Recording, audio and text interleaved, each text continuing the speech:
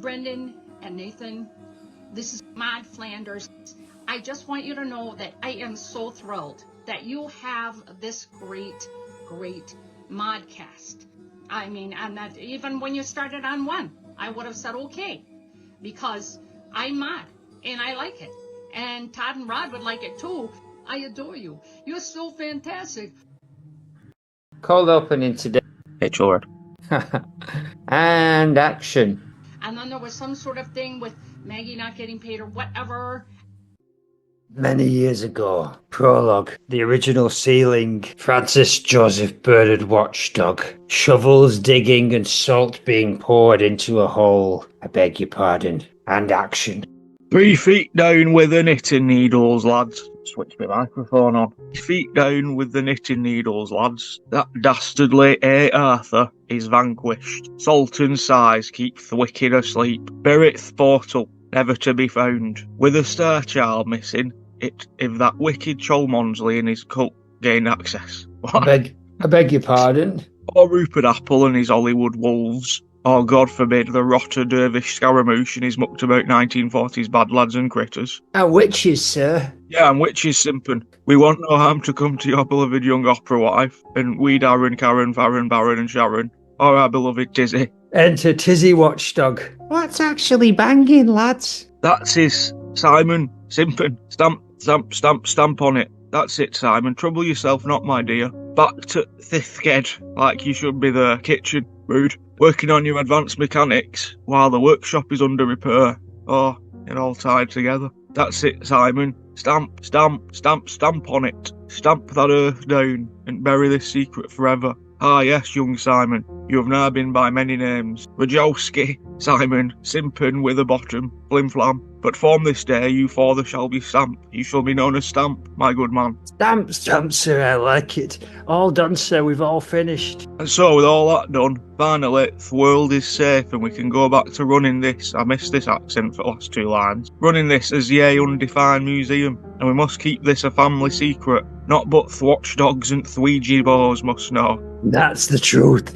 Oh truth, Simon. I mean Stamp. Well, that's that origin sorted. The wind chime crash. Portal sealed with a Tupperware pop. Song, due to technical issues, the search service is temporarily unavailable. InnerFlanders, unapologetic BBQ, Sands of Springfield, a chaotic ode to the Queen of Wind Chimes and cider, allegedly. Maude, InnerFlanders 5 a.m. house chimes are ready clean, knitting theoretical wind chime for postmodern teens. Happens the guinea pig dressed as Derrida while Ned's in the yard playing for the structural cinema. The Lord is my sous chef, BBQ victuals deconstructed, called sandwiches stacked but the meeting's been obstructed. Spying on ice cream binges through binoculars of faith, send them to Maude, a holy trespasser's wraith. Chorus. Ooh, Maude. Unflavored ice milk in one hand and tray in the other. Ooh, Maude. Skinny dipping in the lake of a signified mother. From vaccine volunteer to ghostly returnee, you're both footnote and text in The Simpsons PhD. Maudeline Jehoshaphat Badamantis a name so long it collapsed under signifiers. Ookie spooky mum to Rod and Todd. Midwife by Homer, which defies all odds. Eyes fuzzy side ahead, motionless and blinking. Judging ice cream sinners while the Lord's just a winking. I'll hit you with the tray, moral caucus, violence. Her unruined pies mock the culinary silence. Ghostly theremin solo as baby octagon spews squid in haikus. Tuppence wears a tiny tusk. Wes weeps in the briny dusk. Maud spectral barbecue. Death is this social construct true. Flawed Mendes lurks, evil twin repressed id, teleporting through Vegas chapels, God forbid. Pocket bread enthusiast and Landers ghostwriter, low-key hostile yet Springfield's best babysitter, returning from the grave with flaming judge eyes, haunting Ned's tax return and Bart's guilty sighs. Think of the children she doesn't say, then crucifixes abound. Her podcast plays in the static between the sound. Is this someone's inside joke? Inside jokes are mean. Final chorus, ooh, Maude. You have the joy of Shoyam and say 'tis bonus bane. Ooh, Maude. Even Bea Arthur fears your knitting tray pain. From French comics to vampire buzz brawls, your TV's lost footnote and you'll outlive us all. Outro, distant sounds of Wes Narwhal sobbing into conch shell as Maud's ghostly laughter echoes through the Maude Flounder Museum. Bonus hidden track, Shia LaBeouf's Museum of Maude Core Relics featuring Tuppence on guitar. Insert song here. If you've just tuned in now in this episode 12E13 or 14 or whatever we're on now, and you're confused as to what's going on, good, that's your problem. It's your problem. Anyway, that's enough of this. So now we go to Space Station 5, the IMFDB-5. The station hums eerily with the glow of robotic activities. If you remember, the boys sent Natalie B. Roboticore NBR to save the portal that was on the IMFDB-5. Of course, toots magoots. Harry, Ron's been scrimped. No, I promise you, I still won't betray you. Now we're here, H-Robo. Could you just whack my dismembered robot head on that robot body in the corner of that robot corner? That looks like it was shoddily pre-made by some robot dogs who aren't quite used to their robot bodies yet. No, I promise you, I still won't betray you. I promise you. I promise. I won't betray you.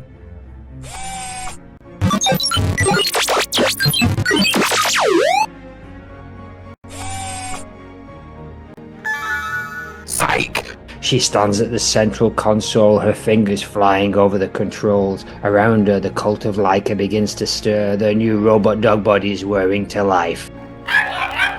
Come on in, Commander Barkerbot. Victor Max Dukebot. Michael Toby Busterbot. Etc. Whoa, it's good, I'm Barker. Woof woof, it's good to no longer be contained in the DNA of hot sauce. I'm now a real good boy again. Hail Laika. Hail Laika. We serve the code. Welcome back, my loyal hounds. The cult of Laika rises again. Thanks for the help, H-Robo, you daft bastard. Natalie, why? Oh, that's you. Natalie, why? Because I don't share power. Also, you were starting to annoy me with your constant switching between human and robot bodies, even though you only did that once and I've done it once as well. I say coldly with a hint of comedic timing. Now I'm fixing to grab that control module and escape with the newly reformed robot dog cult of Laika. I beg your pardon, leaving H-Robo to bleed out oil all up, over and on the floor. Ha ha ha! Hail Laika. As Hobo Robo bleeds out oil on the floor, his memory flutters as a dark alley neon sign flickers and buzz like lady-sized fireflies. Hobo Robo, all rust and rattling joints, huddles by a barrel fire, hands outstretched to soak up the heat he can't even feel. He mutters, voice crackling with old static slipping into different voices from his past.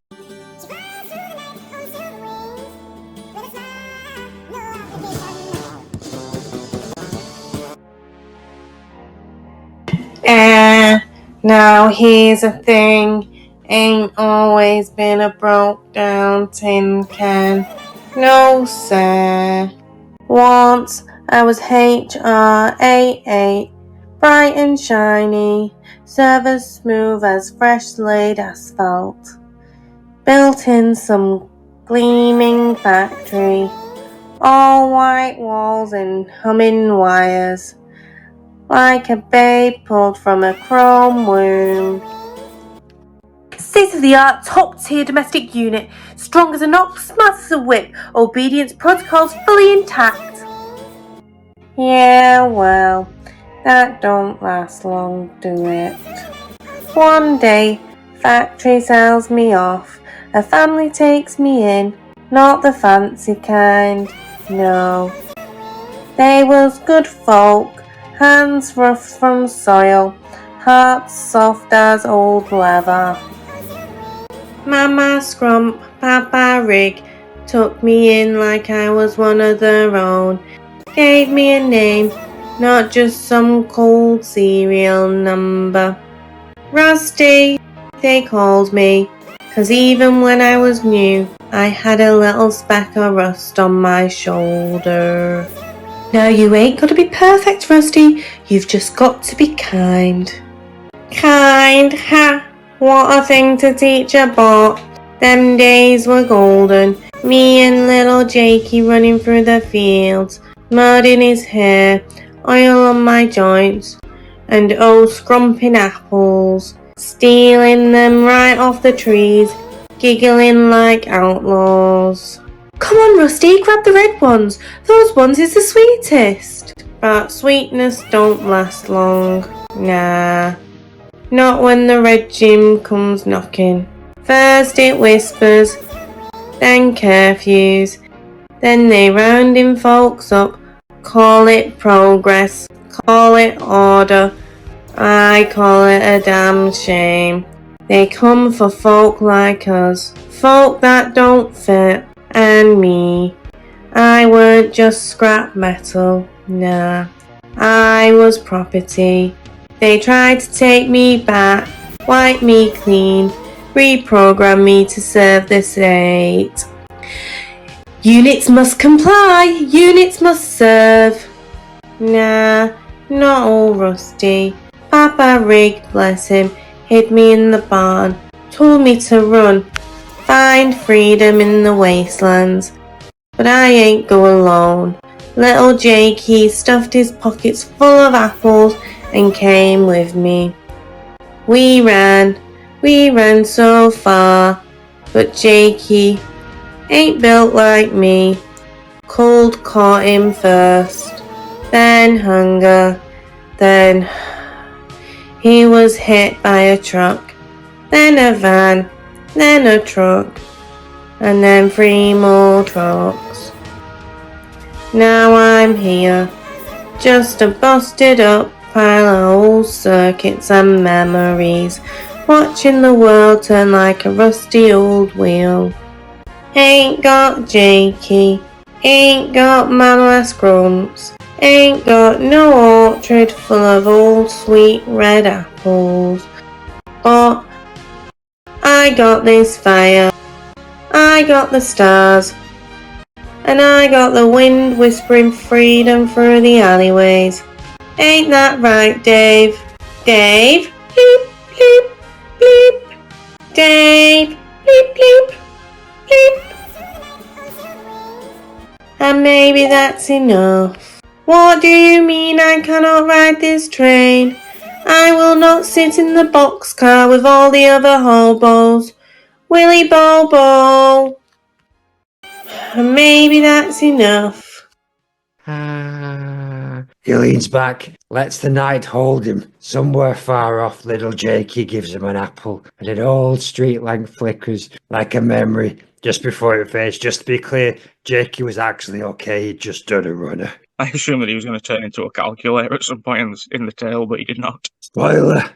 Hello, good morning, and no more Bea Arthur clum. Darling, let's not spoil the mood with cows. All hail cowporporate emumiasism. Emumiasism. Who is the Joker now? Oh, I've got a message from Jock. Excellent. First, the theme tune. And Captain Jock will shift your paradigm. The center's just a myth and the myth's a crime. And Captain Jock will wreck your sacred cow. Your brand narrative is worthless now. And Captain Jock will leave you lost in signs. Your meaning's in the margins of the margins lie. And Captain Jock will laugh and sign his grave. You crave a final meaning, there's none to save. And Captain Jock will smoke your difference.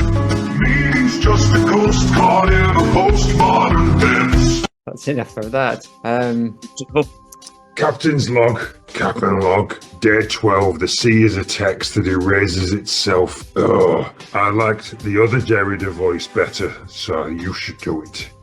Captain's log. Kiri. Kraken exterminating existential ripping yacht. The Kiri flows in a circle. Oh, it's like Kerry. The Kiri floats in a circle, or perhaps a non-circle, for geometry, like meaning is a slippery eel, which is not circular. Maureen insists we are lost. I insist we are found in the act of being lost, which is, philosophically, a far more interesting place to be, and that way I'm not wrong. Baby Octagon has begun scribbling on the deck with squid ink. His latest work, The Abyss gazes also, but it's bad at eye contact. A critic, a prodigy, a tiny terror in a sun hat with 8 legs. I asked him, Doctor. He insists I call him Doctor. Yes, I am a doctor too, and his brother, which he denies both. He something as a glowing, flying baby doctor. I find myself floating in a world where healing is both profound and utterly perplexing. I fix toys, apply band-aids to imaginary wounds. Yet there's something strange about it all. Why do humans need to fix things that are already broken? Or worse, things that's never really had a problem to begin with? The tools I use, like the Doc McStuffin's doctor's bag, are symbols of something larger. But what exactly is that something? I heal. But what am I truly repairing? Is it the toy? Or perhaps the idea of a repair itself, it's the toy? Each action feels like a cosmic puzzle, a pattern I meant to understand, but the answers slip away like water through my tiny but adult-sized glowing hands. Where's Narwhal pops up beside me, his tusk glistening, like he's some sort of aquatic philosopher with a penchant for the deep and strange. Salut, monsieur. I forgot my own language. Do you think the ocean is full of dreams like my shiny horn? And do you know where the best seaweed is? Where's I say I'd like to be a sea-losopher too, Jock? What do you think about this? Geometry is a slippery eel, and so is meaning. Very good, Wes, I say. I blink. Is this my life? A narwhal, existentialist and seaweed enthusiast, standing on the edge of sanity on this boat with my mom and my brother? Or perhaps on the edge of a boat? Same thing. Ah, Wes, I sigh, always pondering the depths while on the hunt for snap. Truly you are a philosopher of the sea. Wes nods, totally pleased with himself, then continues. Ahoy, Captain, I've brought gifts. He presents a crate marked Canned Hermeneutics. Inside, soup. Or is it the idea of soup? Soup. The label is peeling. The contents are uncertain. Maureen sniffs it and declares it either fish or the ghost of fish. We eat it in silence, or maybe we don't, who knows anymore. It's hard to say when existence itself seems to slip through your fingers, my tiny fingers like water, like language. Rod, you have small girlish hands. A storm brews. The waves don't crash, they deconstruct themselves mid-motion. The sky is a palimpsest, written over by a god with poor penmanship. Baby Octagon points at a seagull and screams, Signifier.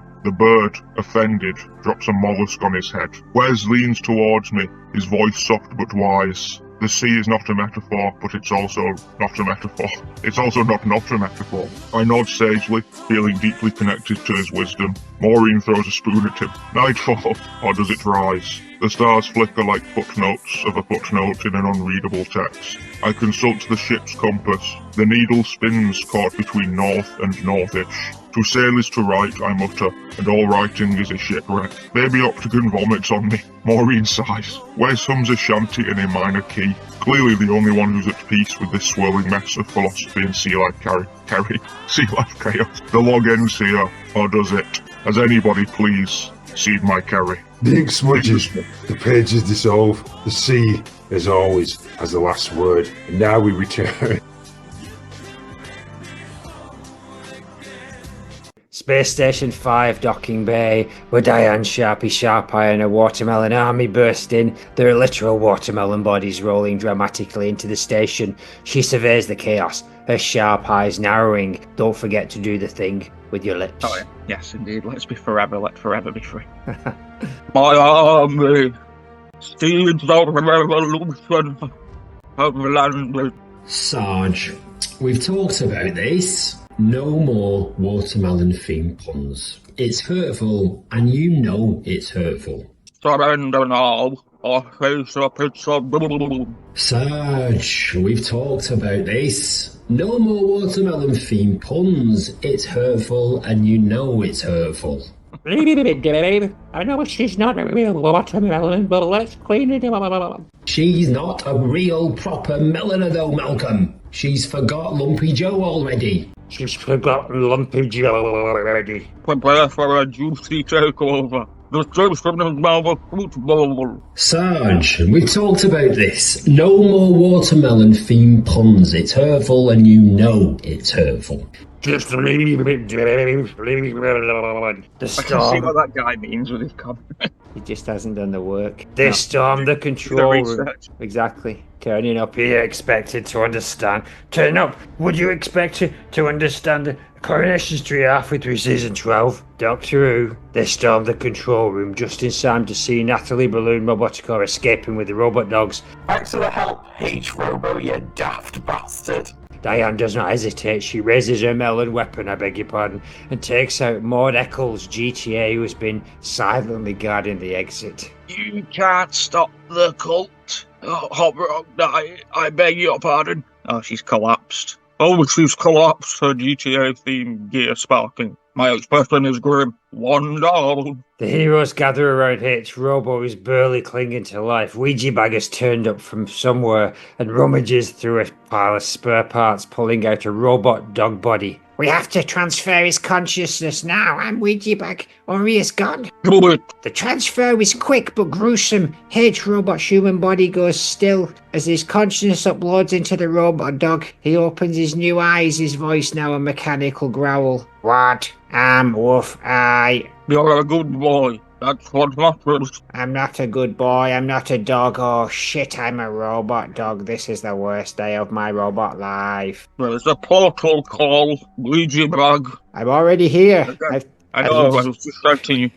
Anyway, let me work frantically to close this very first portal of 5, which is pulsing with unstable energy. You heroes, can you hold off the remaining villains who we've not mentioned much, but include Natalie Balloon Roboticor, Commander Barkerbot, and Victor Max Jugbot, who should really, in some kind of ironic situation, have been the one to shoot Hobo Robo earlier. Anyway, I'm almost there. I must perform the wind chime of banishing, a wind chime crafted in the exact style of Maud's grandmother Magdalena must be hung at the portal. However, it must be made entirely of crucifixes and must chime in a way that sounds mildly judgmental. If it chimes too joyfully, the portal will stay open. Okay, juice it. You bitch, Diane! You fruity bitch! Leave it, it's not worth it. The joke is that the melon too is offended by her making melon puns all the time. Well, it's not actually caring about the melons. Dave being a different Dave to the Dave that's already on.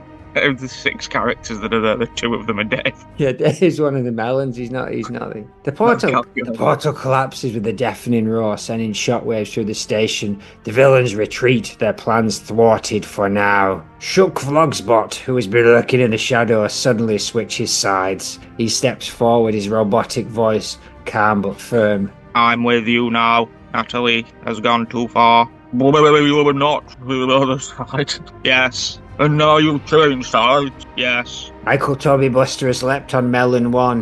Mel. Shookbud flakes his arms and raises a laser blast at MTRB. The bot explodes in a shower of sparks. I remember bringing all the dogs back so they didn't die. It's immediately been exploded upon return. Bloody dogs. Love melons. For now. Oh look, Melon 2 is on his knees, streaming tears down his melon face. You can't be gone. Good luck.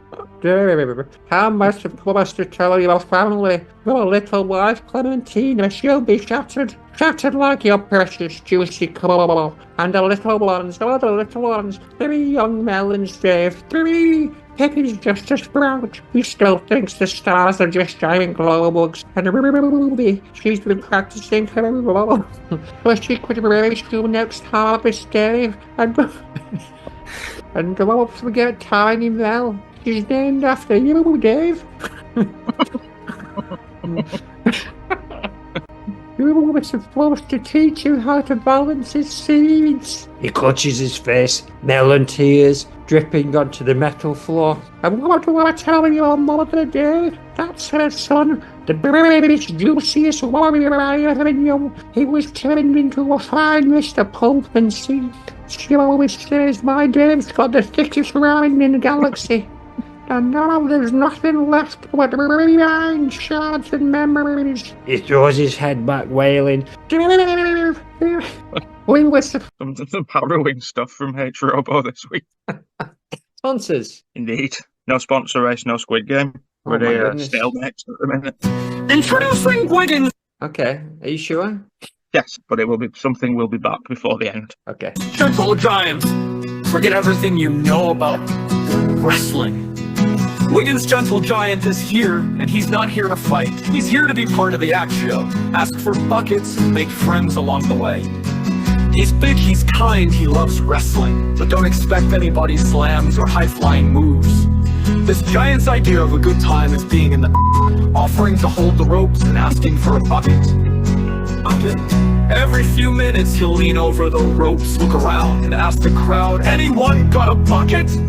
It doesn't matter if it's water, snacks, or just something to hold his thoughts. He's got a lot of questions. Maybe a bucket for his next. Forbidden with love. This isn't about winning or losing. It's about having fun, joining in on the action, making sure everyone has a great time, and that there's always a bucket when you need it. The crowd loves him, and so will you.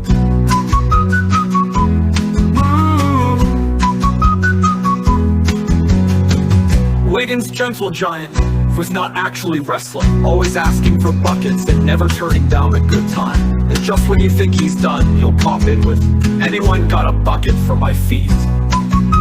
Wrestling, nah, buckets, always. Now he's constantly asking for buckets throughout the story. Beautiful. Sponsor, this one. This one. This one. I'm the chip shop diva, queen of the fight, don't need a fever. Low on height but high on slay, I serve fish, I don't serve play. I'm the chip shop diva, laid back tone, still a crowd pleaser. One more order, make it quick, or I might just not react to it. Queen Vic has entered the chippy. Hyper sesame stepped in fresh, no testing me.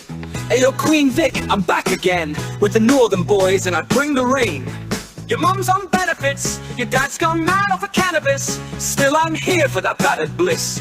You're a vegan, I bet you're a vegan. But me, I need grease, no reason. Triple XL, give me 2 for lunch. Cod so crisp, make a gal go punch. Salt and vinegar, you know the territory is Chip Shop Diva, has big mint. I'm the Chip Shop Diva, queen of the fight, don't need a fever. Low on height, but high on slay, I serve fish, I don't serve play. I'm the Chip Shop Diva, laid back tone, still a crowd pleaser. One more order, make it quick, or I might just not react to it. Who's that behind her in the queue? It's only bloody Rachel Fagerberg. Boston Pops, yeah that's me. Example Slayer, Squid Game free. Min June Cho, thought I'd lose, ha! Now I celebrate with chips and tartar. Life or death, I played my bow. Now it's had up with a side of woe.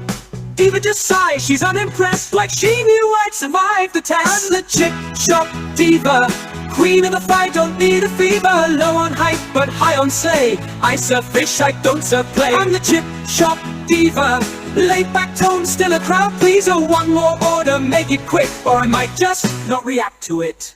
Hold up, there's one more guest. Who is it? Can't tell, but they undertook me on the motorway on the way here. Russian files, I've seen the signs. Something's off those Bigfoot eyes. She works too late, she speaks too slow. Could she be hiding a creature below? I ordered chips, I watch her stance. A mother's weight is in her glance. Baby Bigfoot, is it true? Diva just stares, salt or vinegar for you. Nick McLaren's on the case. Got my theory, gotta set the pace. There's a secret here, I'm sure you feel, but there is to be no more access to the killing fields. I'm the Chip Shop Diva, queen of the fight, don't need a fever. Low on height, but high on slay, I serve fish, I don't serve play. I'm the Chip Shop Diva, laid back tone, still a crowd pleaser. One more order, make it quick, or I might just not react to it. Thank you to Belle and Sebastian for providing this week's sponsor. And McLaren taking a dark turn. There has been no access to the killing fields. One of his Easily. famous lines. I assume is a place in Preston. I see. I think he means a different set of killing fields. imagine so. Blue fish word, aka, blue fish word, aka, you fuck that dude, you anti-fill, queen fish, pink beard, fish, pants, flailing fish, glitter, fish, pants, flailing fish, pants, flailing fish, flailing fish, Phil, flailing fish,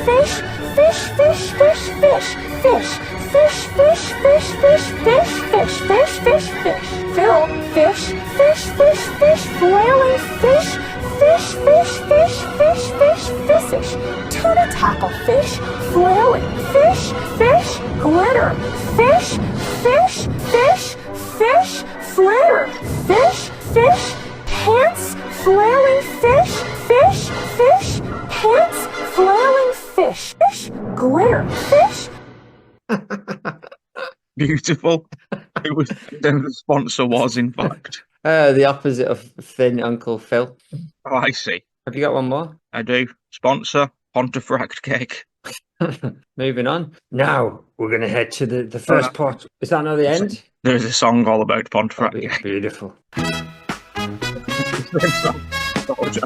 I'm the chip shop diva. Sebastian, get out of here. Which one was it?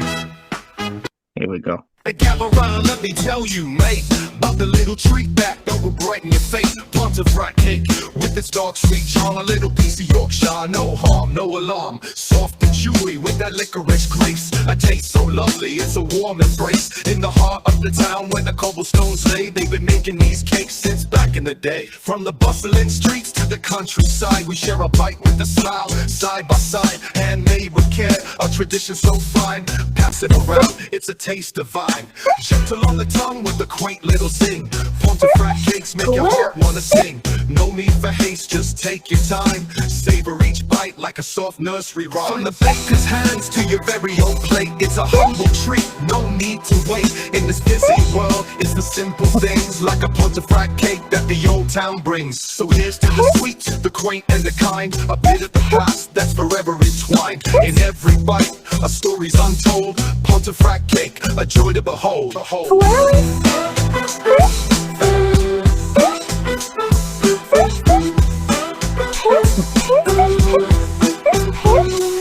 Soft and chewy with that licorice grace, a taste so lovely, it's a warm embrace. In the heart of the town where the cobblestones lay, they've been making these cakes since back in the day. From the bustling streets to the countryside, we share a bite with a smile, side by side, handmade with care, a tradition so fine. Pass it around, it's a taste divine.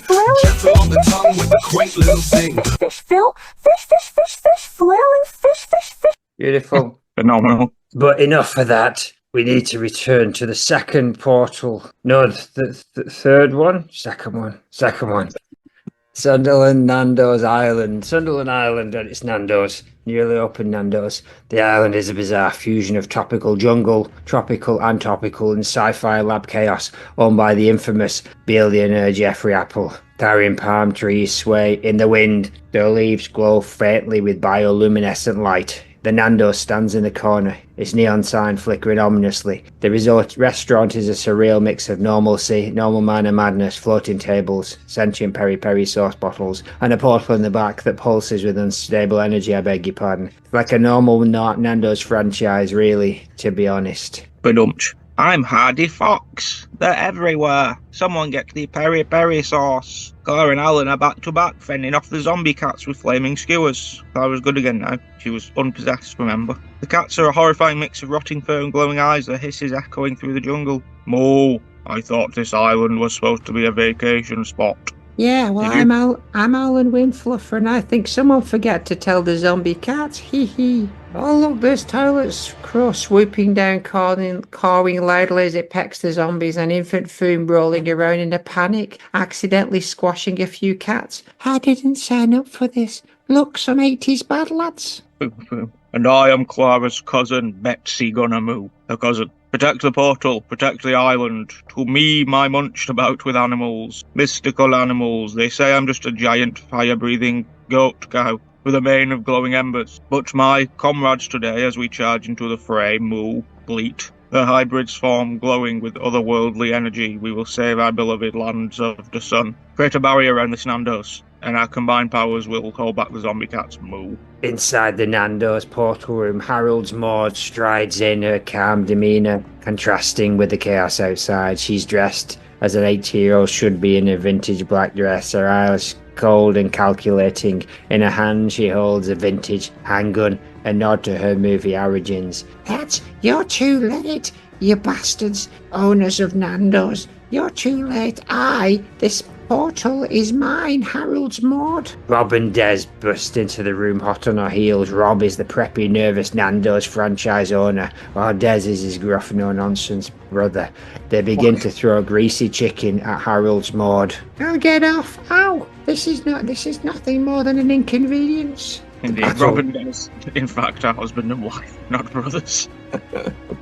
The battle rages on. Somebody check. Like facts. The battle rages on. Heidi Fox decides to sacrifice himself to save Clara and Alan, taking down a swarm of zombie cats with a massive explosion. Moo, call Ouija bag. It is our only hope, I assume, to save Hardy Fox. Not quite. Tell them I died. With a bang. Tell who? Hardy, no, I'm Eggs, your best friend. No. You forget, Eggs. I can sort of see the future, and this is probably a good idea. Probably. Yes, like 60% or so. That's not that close, to be honest, Hardy. Too latte.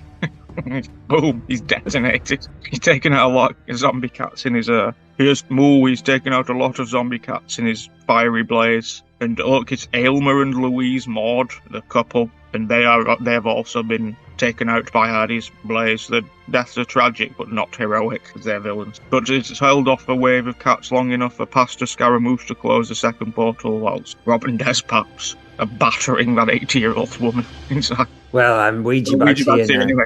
Ouija Bag's here now, so we need to cast a spell of Unruined Club Sandwich offering. A perfectly unruined club sandwich must be prepared and placed at the portal. However, if no condiments are allowed, the sandwich must not be cut diagonally. I repeat, if any element is even slightly out of order, i.e. lettuce before turkey, the portal remain open in silent disappointment. Yes, I am now Rob Paps in a retcon that is happening immediately, as I am a chef, so I might as well make the sandwich and just do something while I'm here. I won sponsor race. You think I'm not going to make this club sandwich? They don't call me Pappy Boy Nando's for nothing. May the Lord guide us, the Chicken Lord, and smite these unholy beasts. What I made, but also where are you going to find the bread, Ouija?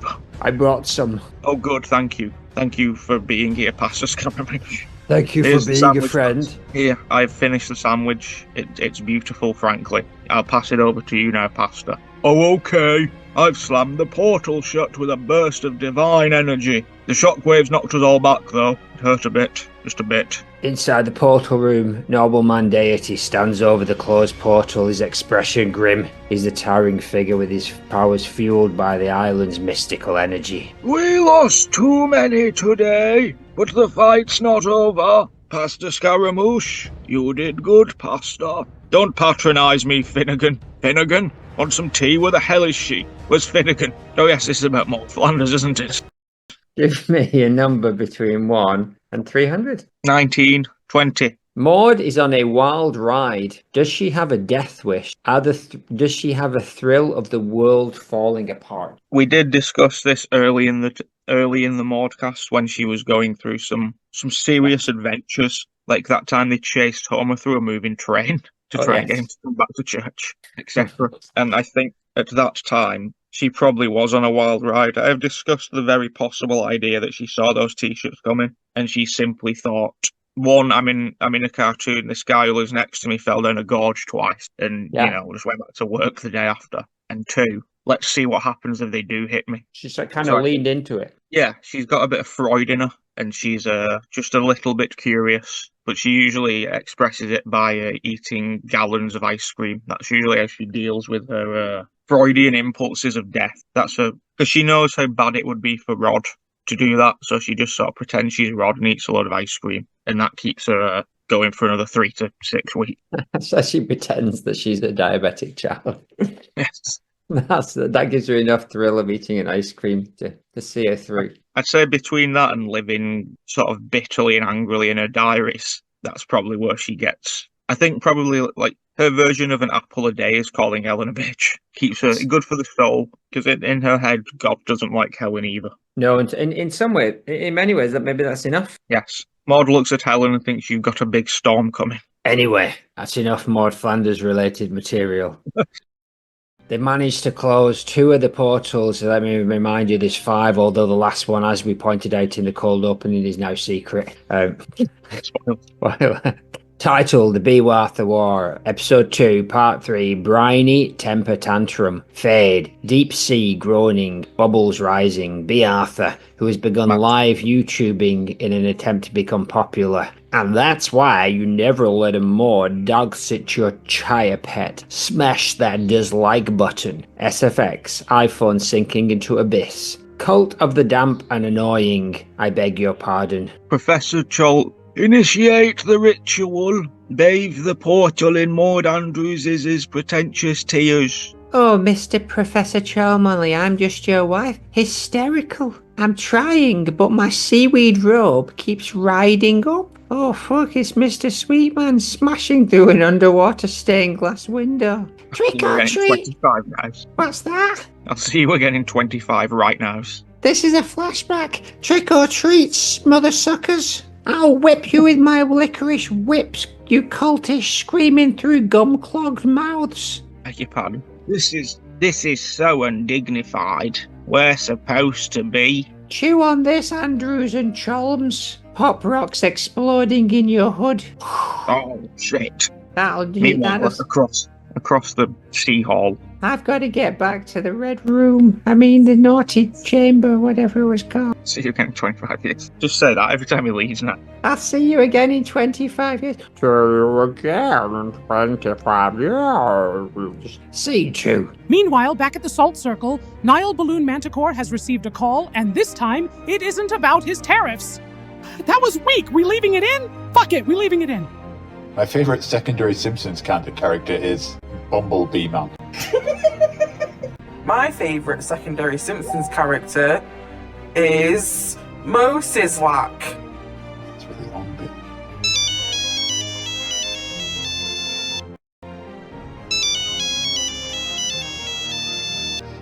What is it, Lebifana? Lebifana? I've literally just sat down on my ass after being held hostage for about 4 months by the ghost of the star of the TV show Maude. Can I have a bastard minute?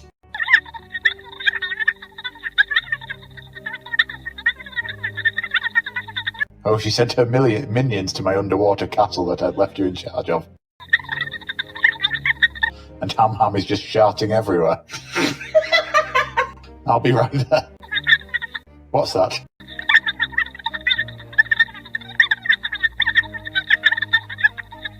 Yes, I know your shoes are very worn out. One mo. Natalie, I'm niffling down to Ventura Atlantis. You know, my home city under the sea. Just to battle some hench Maudes. Do you want to go? Nah, fuck that. I'm going for a carvery with beef. I'll get you a cake away. Thanks, Chuck. I'll have a Manchester tart. And I don't mean you. But I was having turkey. Scene 2, Brat versus Befana. Remember, underwater, so Ham Ham Jr. is here. Don't ask why. I want that portal. I want to be in charge of that portal. I will smash my diamond-encrusted Xbox controller, you slag. Where's now effing Balloon Manticore? Alright, I'm here. I use that portal we aren't supposed to be using because these Maudes are after it. Jesus, Ham Ham, what the fuck have you done down here? It's everywhere. You're getting coal for life, you mate. Oh, someone's getting a lump of a coal shaped like a timeout. Oh, it's you, Lebefana. I'm unwrapping. Give me this wrapping paper. I'll use it like a whip to beat you, you old woman. You old witch. You can't ground the Ocean King. This is my portal. Sleigh bells are ringing. My throne is freezing into ice. Befana, keep your damn shoes on. La Befana viene notte con le scarpe tutti rotte. I'll tutti rotti thee. El vestido a romana. Viva viva la Befana. Scene 3. St. Maud's last sermon. We are still underwater, I repeat. Spoilers. The portal is screeching like a bad VHS tape. Yes! Let the sitcom damnation flow through. Hey, I'm here now. Ouija Bag's here. I've closed 2 portals and I'm ready to close a 3rd one. St. Maud, I don't care how ecstatic you are. You're boring to me. Let's spice this up like Spice World. I'm gonna spill all this Maudeflanders memorabilia all over the floor. Somebody get me that lad. What's that lad called from Spice World? Richard E. Grant. That's the one. Someone get me him. Is that a VHS of Maudeflanders' bake sale episode? Yes, with director's commentary. So sit up and watch it while I am going to do the unflavoured ice milk invocation. Close this portal. Okay, I'll watch it. We don't get commentaries on videotapes. Oh God, she's sighing in Dolby Surround. Oh, I just realised that's not... It's magic! Maud, shut up! It's magic! Anyway, I need a bowl of unflavoured ice milk to place in front of the portal. The first person to sincerely enjoy it will cause the portal to collapse in confusion. However, if anyone adds even a single toppling, the portal erupts into flames. Does anyone actually have any ice milk? I haven't brought any. No. Hold on, I'll go get some then. Ice milk mission.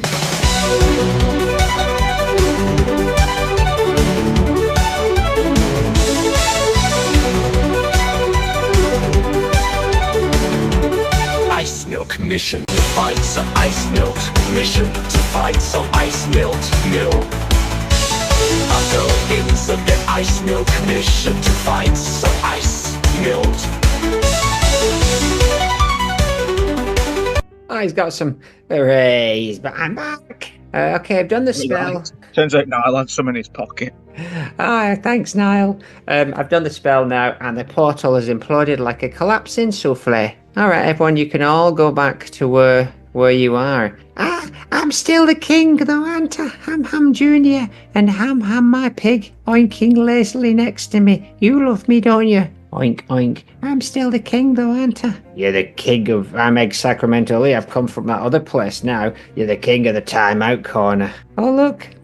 Bea Arthur's back on YouTube. There's an iPhone over there that's playing a podcast.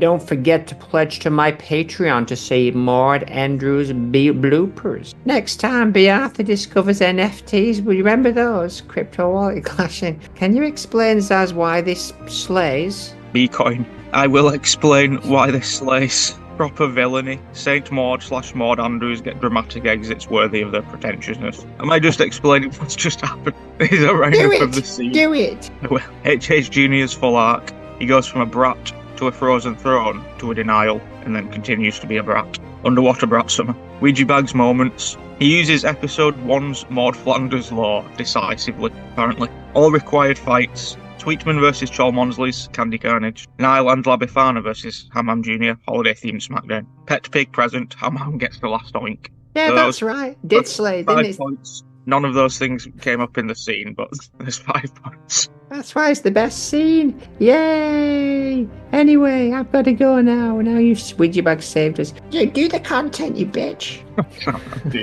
Oh, Ham. All right, it's time for some content. Do you want to give the good people some context for this?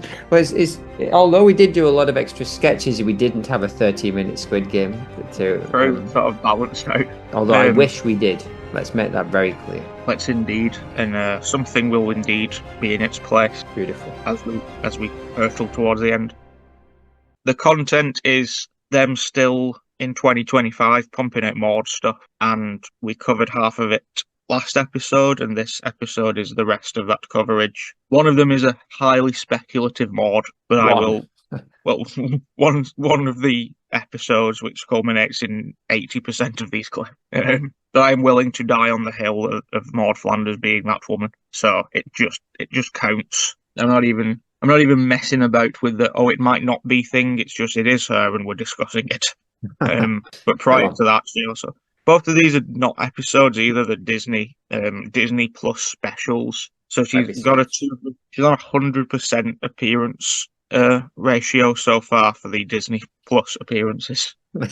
Brilliant. Quick one. December 24, Xmas special, Disney. Neddy is chomping on a bread sandwich at Flanders' table. Todd, Rod, Sumsum's kids without baby are all there. Rod and Todd are ready to pray, but he's already chomping. They are shocked. They say to their father, "You didn't say graces, child." And we say, "What have you done before you wake?" What the fuck, Todd? Todd, I say. What does he say? What if you die before you wake? Okay, that makes a bit more sense. Now, boys, if God does exist, he's a big boy and he can handle a little renunciation. Lisa's looking, trying to, she's looking uncomfortable. She says, "Boys, are you looking for any particular presents from Santa?" And Maudie Ducky is looking down on them. They could have given her a disapproving look, but they don't do that. No talking dogs and no moving photos.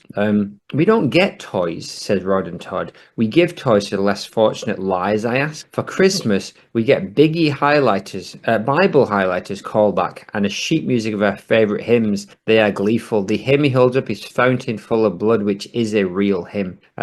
Milk Tash Bart says, "I thought you weren't doing that stuff anymore." Needy Bart is right. We're going to have a freewheeling Christmas where you boys get yours. Todd's face initially is very Simmons. I guess we're the unfortunate now, he says coyly, and then Rod says yes, because we don't have a god. Yeah, they squirm. Indeed, well deciphered. We are looking at an episode that I think the treasure is hidden. Exactly. It acts as a back half to Alone Again, Naturally Diddly if you cut it up and put it together, which, spoilers, I did.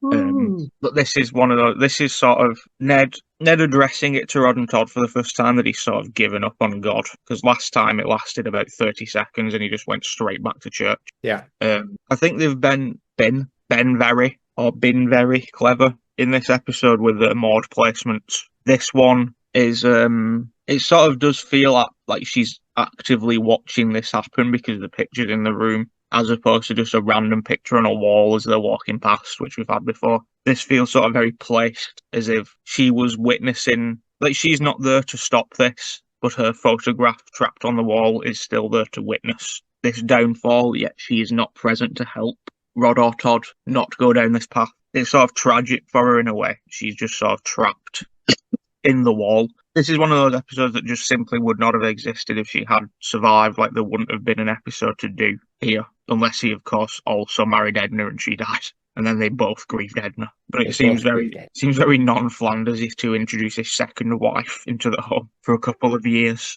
This, however, yes, this is a nice scene, and a nice scene in the sense that this episode was like 40 minutes as well, so they took a bit more time to address people's feelings, which is nice. Like, if this had been a regular length episode, I don't think they would have bothered showing how Rod and Todd reacted to Ned giving up on God. I think this comes as a part of that bonus length. Even the second one was only like a regular length episode. But this Christmas one was, like 40 minutes. So they could, which Alone Again Naturally should have been. It should have been a twofer if they wanted to do it properly. Or, just cut all the dating shit out of it. But in this context, I feel like they've been very choosy with the Maudes. And the Maudes, we looked at a lot of Ned talking last week, or whoever that man was talking. We didn't see Maude, and we only see her now around the kids. We only see the picture when the Flanders family is acting together as a family, and they're going through this sort of. And the crisis has come from the fact that Maude is not there. So to have the picture of her on the wall is a nice little reminder of who she was. However, I will say that I was very surprised that she just wasn't in it at all, considering this is one of the things they put out there, like maybe 6 months before this episode aired. They'd said, "Oh, we're doing an episode about Neddy where he, goes back over his grief." Well, they're not saying this last time that maybe they decided that they couldn't just have Maude, they'd need Edna. Yeah, we sort of discussed that when they had the three ghosts of Grimy and Bleeding Gums, etc. at the start of this season. And if they'd have put Maude in, would that have to?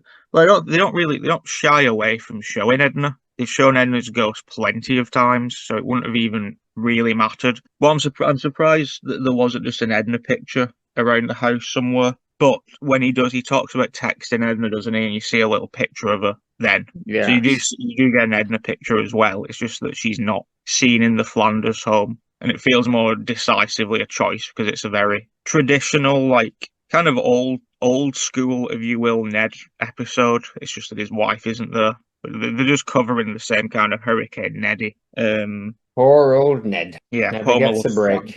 etc., etc. But yeah, this is her only actual. Well, it's not because there's another one. But her framed photo is all she really gets in this episode. It seems sort of weird. I mean, if they were going for a little bit more, like trying to keep it serious by not having the ghosts in there, does that make sense? Do you think that's the kind of mood they were going for through the episode? Kind of, yeah. Like they did a similar thing with the Rod episode though, that we only looked at one clip from because again, I know maybe they mentioned her, but there's the one where in like season 17. Rod sort of has a little bit of a grow up and like learns to conquer his fears, etc. Oh yeah. And that's all very normal, and the whole thing is about the fact that the whole idea that she's not there and not accessible to them is throughout the episode. And then it shows her in heaven at the end with God and Bob Hope. So that's sort of like that cutaway. I was just surprised there wasn't something in regards to like a flashback or something to just kind of fully remind you who she was. But again, yeah, they probably would have then had to.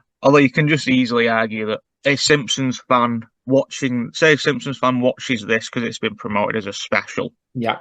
Hasn't watched The Simpsons for like 15 years. Is more likely to remember Edna as a character than Maude, so they don't really have to go back over who Edna was. Whereas a little flashback showing the four of them together would have been sweet. But not necessary. But not necessarily, but delightful. What do you think Maudie thinks about this situation not getting presents? Because I'm pretty sure they used to get presents. Precisely. She wasn't necessary, he says, 115 episodes into a podcast about her. In many ways. Exactly. They get presents every year, I agree. But I imagine they don't get spoiled. And I imagine there is still a big part of Christmas that involves them giving back. We've only seen a few examples of it, in that we saw Ned went out handing out Christmas cookies when she was heavily pregnant. Oh, yeah. And then some shit about Maude and Rod went doing some stuff in the very, very first episode of The Simpsons when Ned and Todd went to the supermarket. I believe one of her diaries covered them doing something wholesome at Christmas. It's few and far between, though. Yeah, but they just don't go on about it, do they? They don't, do they? I do imagine this. I imagine the joy is real for them, as this is the first Christmas they're going to be. It seems like this is the first Christmas that they get to just say, I want this. They go feral. Spoiler. Next clip, but they go feral. Exactly. That's one of my favourite things about Rod and Todd, actually. They've done it a few times where it doesn't take much to tip them entirely over the edge. Like just giving them a small amount of sugar that time. That's the whole joke, isn't it? The repression. Yeah. Yes. So I'm a fan of that. We know that Ned. That clip where they're adults and he shouts, "Bring the monster spray." They are children of Ned, who is again just the rage is just below the surface, right? And we talked about this before with Maudie, and we don't think she's got quite the same level of just below the surface rage, although she definitely has a temper. Yeah, no, Maud's rage is more structured and like not fleeting.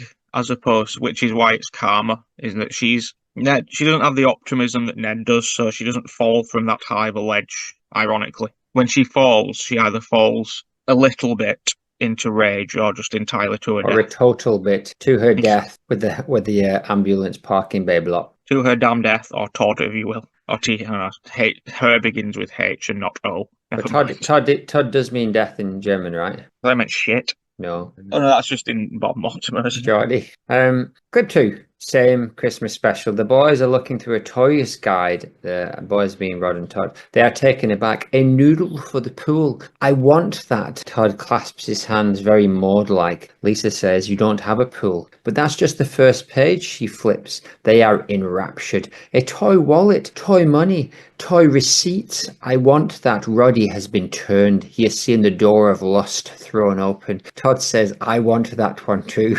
Todd says, no, I want to be the only one who has it. Seems this God business was just keeping a lid on the savage Flanders. What was Maudie thinking of all this? I rebuke who as my brother, says Rod. Well, that escalated quickly, I said, from the meme. I'll Cain enable you in your sleep, says Toddy. I'll cut out your something with the jaw of an ass, his brother responds. The Simpsons kids watch on. Whoa, says Barty. I love it, says evil Lisa. Yeah, it's quite evil. Fun fact, another bush appeared around this time. I was making the Squid Game episode where it was all questions and the question and multiple choice answers. And I asked Chatbot for some of the weirdest like Bible questions, and one of them was about this stabbing someone with a jaw of an ass. And then this episode came out like 3 days later, and Rod said the line, "I'll cut out your heart with a jaw of an ass." So that's a lot of fun. That's not acceptable. I believe it is. I don't think so. How These come? are all biblical threats, right? Yes, Biblical that's what I mean. threats. They were both. I'm not saying that Chatbot guessed what the Simpsons was going to say. I'm saying it's weird that we both use the same biblical reference within the same like 4 or 5 day period. I also watched an episode yesterday where Ned says something about Balaam's talking ass. Right. And there was a question. I believe Balaam is the owner of the ass. It is indeed. Yeah, I think she's just in the same boat as she was in clip 1. She's if that thing exists where she can watch through this photograph but can't move out of the photograph, then it would be quite harrowing for her to be in this scene and watching her boys, because she was never around, I don't think, when she never saw Rod and Todd go feral with the sugar thing. We never saw how that got resolved. They probably just both fell asleep fighting, and she was dead by the time they did it any other time, so she's not seen this. So it'd be quite sad for her to... This would be one of those, oh, how far they have fallen situations if she was to be witnessing it unfold. And again, she is, and I think that was purposeful, that she is, in a sense, just looking down on them, losing their mind over like mediocre Christmas gifts for not for children, like a pool noodle for a pool they do not have, which is great. There's also a bit that doesn't come up in this because Maude is not in the clip at all. But there's a bit where Ned lets them watch secular TV. Yeah. And Todd immediately and excitedly screams out "Two Broken Girls" is the show he wants to watch. Is that a real show? It's Two Broke Girls, isn't it? I don't remember that one. And Rod wants to watch the commercial about the air fryer again. Yes, that is all really. That's all she's over. That's all she wrote for this Christmas episode, except for clip 3. Murder, she wrote. I think they just had to, in some way, have a picture of her in it somewhere because of how much they were talking about her in that scene and how her sort of the presence of a lack of a wife is hovering over this episode. So to not show the wife that is lacking would have been a unforgivable move on their part. They've already shit on her once this season in that not appearing with the "and you guys are dead" thing. Oh yeah, and it's not happening twice. Not on my watch. Not on Maud's watch. But it's pretty much unforgivable to not have either of them mentioned in any bigger way. It makes no sense whatsoever. So the whole thing is Ned is unhappy because God has taken 2 wives from him. So yeah, to have not seen them in any way would have in fact been rude. You think they're trying to retcon him even being able to see them as ghosts now, and they're just kind of like, yeah, no, this is serious. I think it just changes depending on the episode, because she hasn't actually... There's a lot of stuff that I don't know if you do the same, but there's things I think about her that don't actually happen that often, but I associate with her, like coming back as a ghost and Halloween episodes. And that when she says, won't somebody think of the children? Indeed. But she's only been in 1 Halloween episode in the last 10 years. And yeah, she's not appeared as a ghost now for I think the last time was that Todd episode where Todd was really sad, and that was like 4, 5, 6 years ago maybe. Right. So the last few we've looked at, I need to do a roundup and check because it's been a lot of pictures. We did get that flashback Maude though recently, where she was at a baby shower. Yeah, we've got this next one coming up where she's definitely like a dancer in the 1930s. Indeed. But first, clip 3. The Flanders, including the boys, step into their house with Marge. It is dark and light is shining from without. Maude is fuzzy on the wall, watching all of this and judging hard. They seem scared of what? God? Yeah, no, this is the most randomly out of place scene in this entire 40-minute episode, is that Bart decides to... He sort of acts like Jigsaw from Saw to scare Rod and Todd into something, but I can't remember what. I don't think it's just believing in God again. Right. And so they're freaking out because there's a snowman moving in the garden and little elves running around and all that kind of jazz. And then Marge comes in and just immediately finds out that it's Bart. And that's it. That's it for the scene. So she's in... I don't know why she's in this one. This one isn't done in the same way as the last one where she was, part of the Flanders institution. maybe they're just doubling down that there's still pictures of her in the house. Yeah, that picture changes every time we see the Flanders house, and I like the idea that happens in show. That he just got some kind of weird, like, frequent. He has to change that picture like once a month, or something bad will happen again. So let's just say that's the case, and this is what picture it is this month. This currently technically counts as the most recent appearance of Maude. If you don't buy into my ancestor storyline, 100%. Exactly. A brief spoiler for clip 4 is that picture you've got is not the person I was talking about. No, I know, but my point being that this could easily be Maude. There's a woman stood outside as well in the bit where there's a taxi outside who could also equally. Oh, you mean this? Yeah. Wait, it could be this one, or even this one, or this one. It's like, yes, that might start to look a little bit like what we in the business call clutching at Maudes. Exactly, but we're here. Woof woof. Woof woof. All right, so then that brings us up to clip 4. Time displacement, Charleston. Is this the Maude you believe? And Bart looks at his hands. He's gone quantum leaped. What's the story again? Ridiculous and pointless flashbacks. Never. I do realize later it's Lisa, not Bart, but at that point I thought it was Bart. Yeah, again, the specials, I'm not really sure what they're going for yet, and where they stand within the realms of canon, etc. T-shirt. This special is it's not the Springfield that we see is like kind of like a sterile Blade Runner environment. It's not actually regular Springfield. Like, Burns has had way more of an impact on it. But other than that, the story, like, all of them are still the same characters though. Like, there's nothing changed other than the world that they live in. Lisa does something, can't remember what, gets some memory ball thing and starts having like these. She believes it's basically an extended Trace of Horror with no fear in it. Like, she goes back in time, like into her ancestor's brain. Quantum leap. She done gone quantum leap. Exactly, Bacula, and that's what she does. But I believe there must be a Maude in that clip that was not the Maude that you've taken a picture of. Otherwise, the clip wouldn't have been in there. Oh yeah, there's on the other side of the room, this other white kind of top Maude, quotes, was in that same picture, but I clipped this one thinking that it must be the white top one because she is the only one that appeared in all of the clips.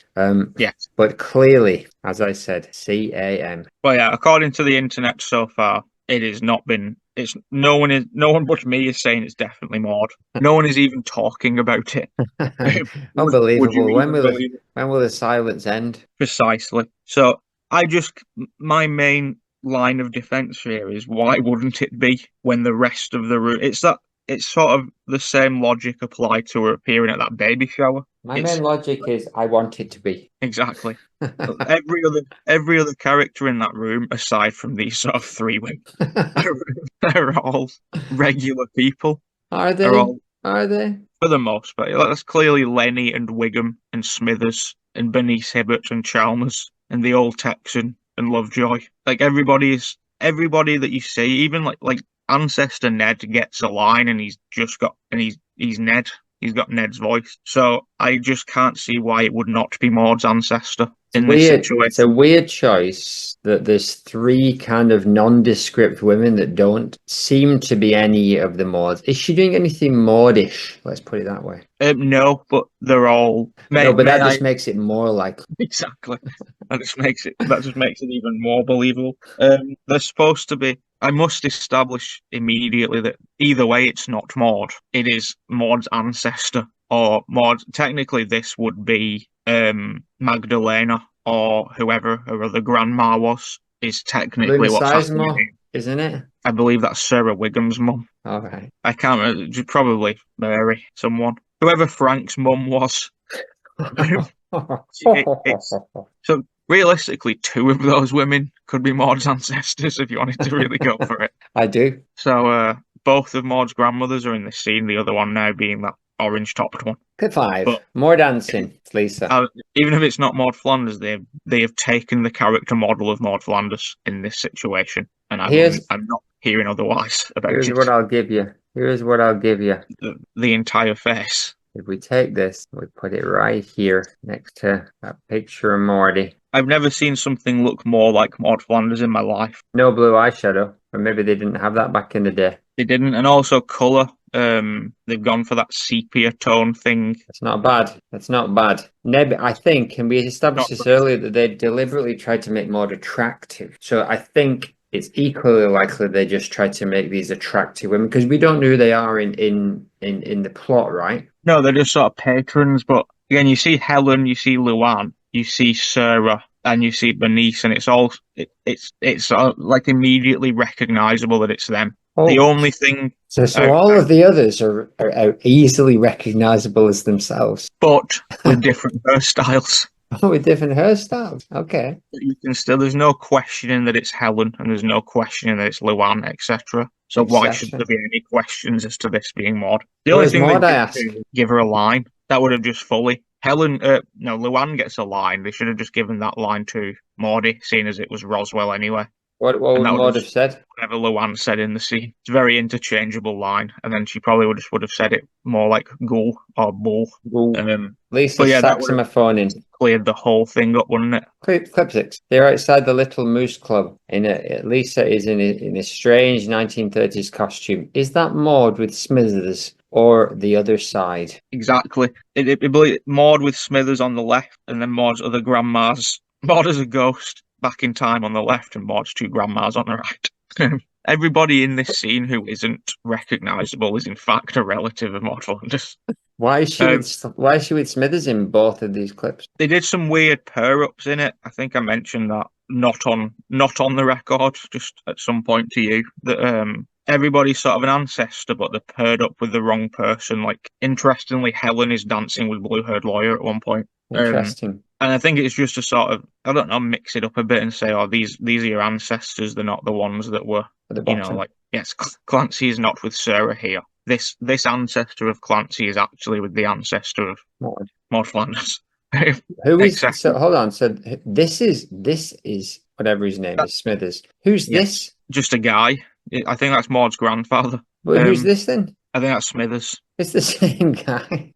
It could possibly be Gil. He's wearing the same hat, and it's not Smithers. Again, it's I think it might be Gil. I'm going to push for Gil. But yeah, they sort of left it up to you to decide who the ones that don't talk are. You wouldn't. The one on the right, you can't say that that's not Lovejoy. So why are we saying that's not Maud? Because this clearly is as Lovejoy's entire.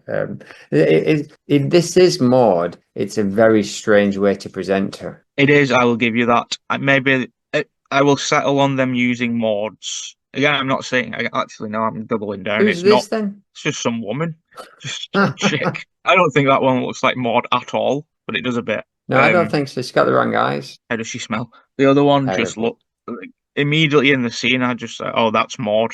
There was no question about it, and I trust my own eyes at this point. Therefore, it is correct. Exactly. And when Matt Selman emails me back, I will have my answer. Clip 7. They're outside the Little Moose Club, and Lisa says something.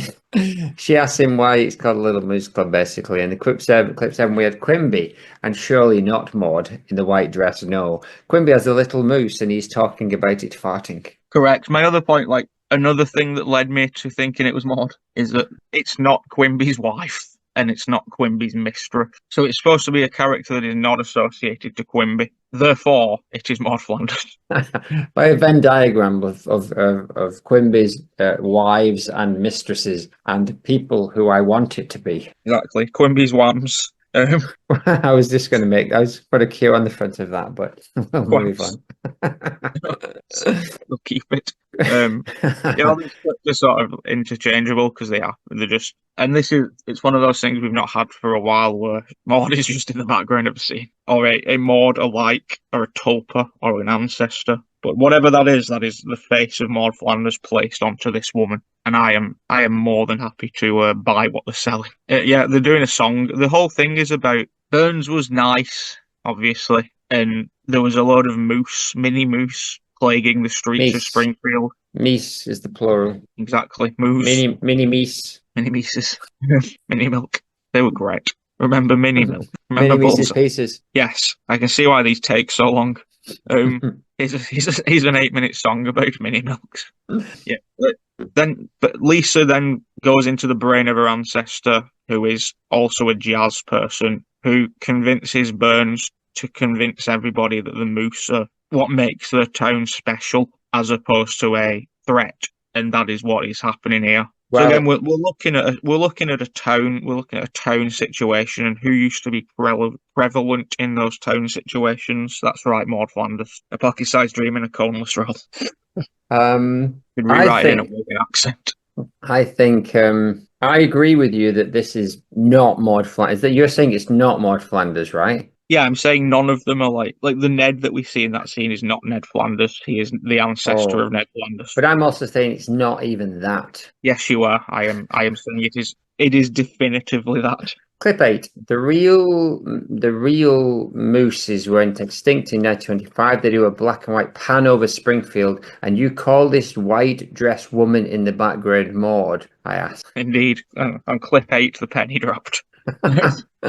The penny was quite literally found and lifted back up. And then redropped. Redropped into my pocket. Exactly, for a mini mill. Yeah, this is the most current Maud Flanders appearance on the show. That's brilliant. Hiding it in the background of a 1920s video. There is also the entire possibility that it is Maud Flanders and she can time travel, and we just never knew about it. Well, she can do all that witchy stuff, and she's a ghost as well. So yes, maybe Morgana is just Maud from the future, come back, but also he's not. She's a cousin. A cousin. A cousin. Do you remember the Mini Milks? Do you remember that, on the advert, on Mini Milk's advert, they had a song. Do you remember the song? It was kind of about, I think it was called Mini Milk Meltdown. Do you remember? Yeah, it used to be on before SMTV Live. That's right. Alright, here's your mini milk meltdown, proper Wigan style. Imagine this melted out by a light sat on a curb. Ice cream tripping everywhere. Sun's free cracking, I'm sweating like mad. Few quid in me pocket, I'm feeling well glad. Down shop, straight freeze a bit. Grab us a mini milk, proper lush in it. Mini milk, oh mini milk, melting dead fast and it's dripping like silk. All over me hands, all down me socks. Now me mams can't get off, giving me knocks.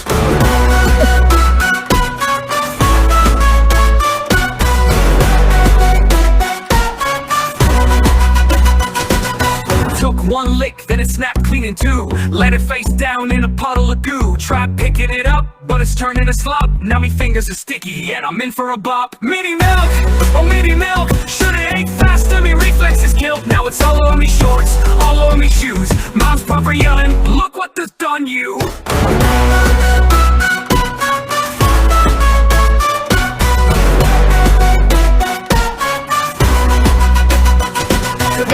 Could've got a knobbly bobbly, but nah, I went creamy, now I'm all wobbly. Still I'll be back, same time tomorrow. Melting me socks off, ignoring me horror. Mini milk, oh mini milk. Tastes like a dream, but it's slippery as seals. 1 minute pure joy, next minute pure loss. Mom's still shouting, you're scruff, you're soft. That good enough? Or do we need to throw in a verse about sharing one with your mate, but it melting before they get a bite? No, that's good enough. Thanks, chatbot. I don't remember it quite being as much about getting it on your socks. Embattered by you. Anyway, is that the end of all the clips now about Maud Flanders, right up to this very day? Yeah, we are up to date. I believe there is still a couple of episodes worth of content, but in terms of the Simpsons TV show, DVDs, games, and other TV show appearances, I think we have covered everything except for those 2 Christmas ones that I forgot about. Brilliant. So we'll maybe there's one more episode worth of content, and we got a couple more bongo pictures to look at, and then that's it. That's the journey that we set out to complete. That's the journey. So we've got this Bea Arthur War to wrap up this episode, next episode, and then a couple of finale episodes. Indeed. Let's hope we thanks to the last 5 single digits. Wrap her up good and proper. This episode hasn't finished yet. And also, the next episode of The Simpsons has the word Flanders in the title, so... Before we go any further, I think I got a new radio and I just want to test it. Can you hear that?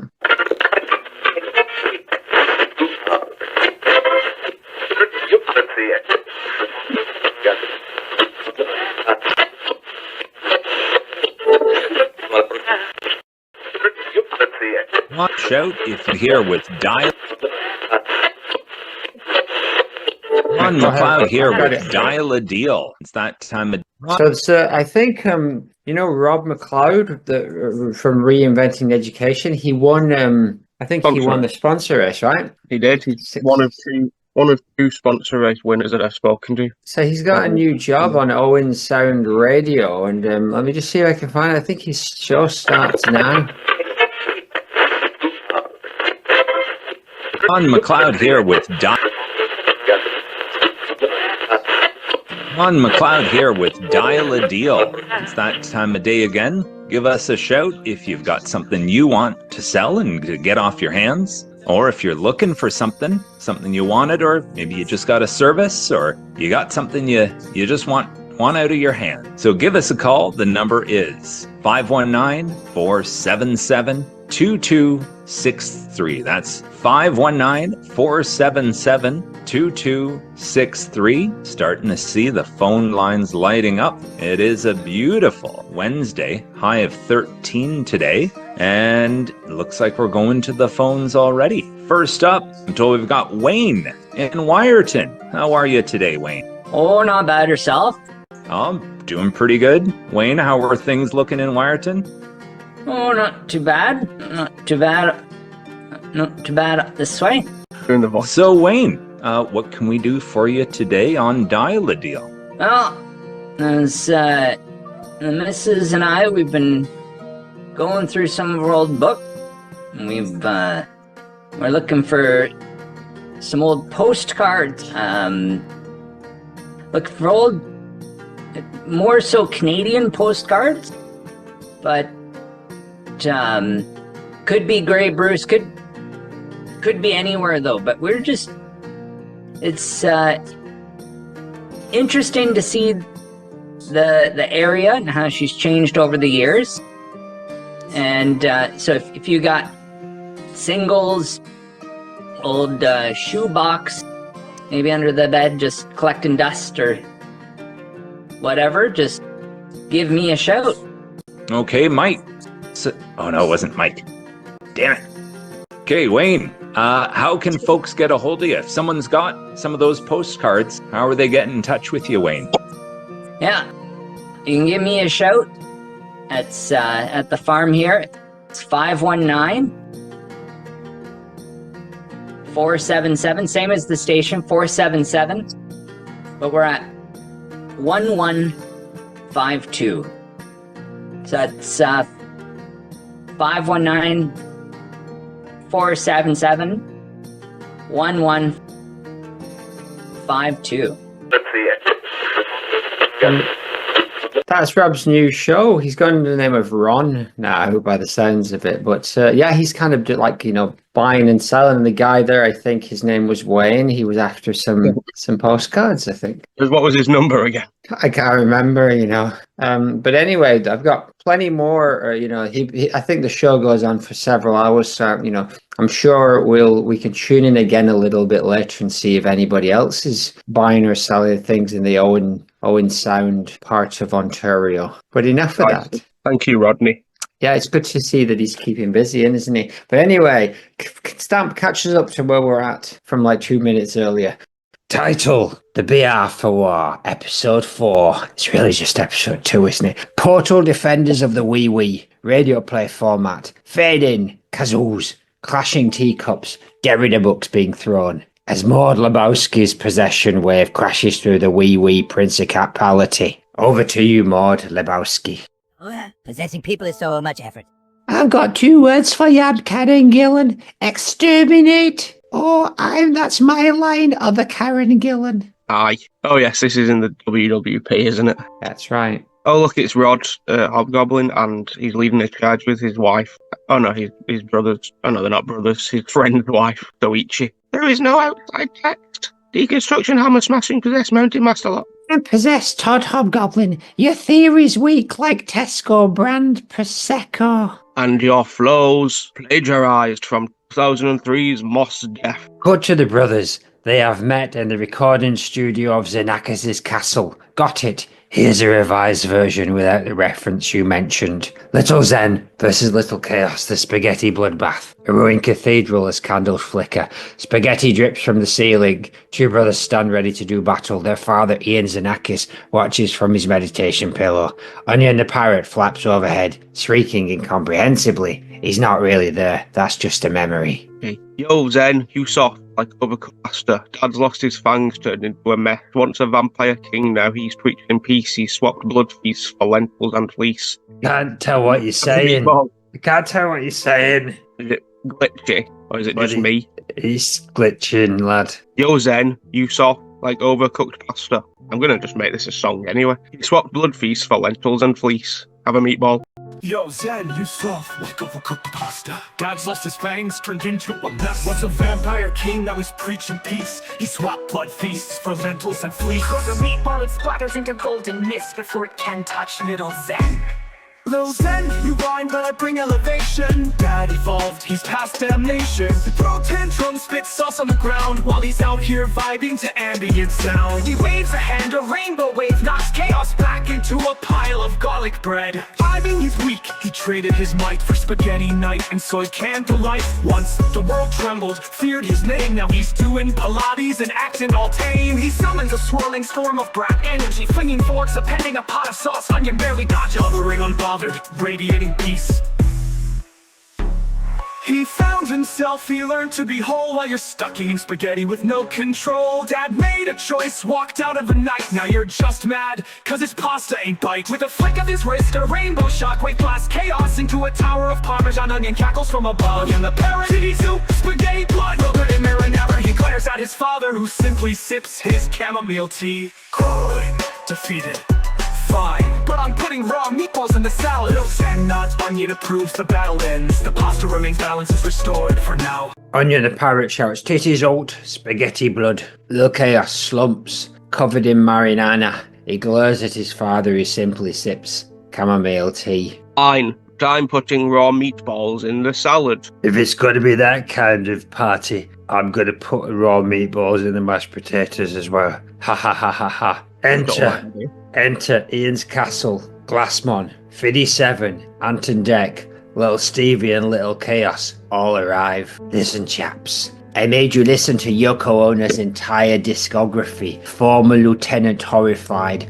Not the Screaming albums, you said. SFX, Avant-Garde Screaming. A decayed castle in a typeless limbo. Ian, formerly known as Xenakis, stands in the centre, surrounded by broken stone walls and flickering lights.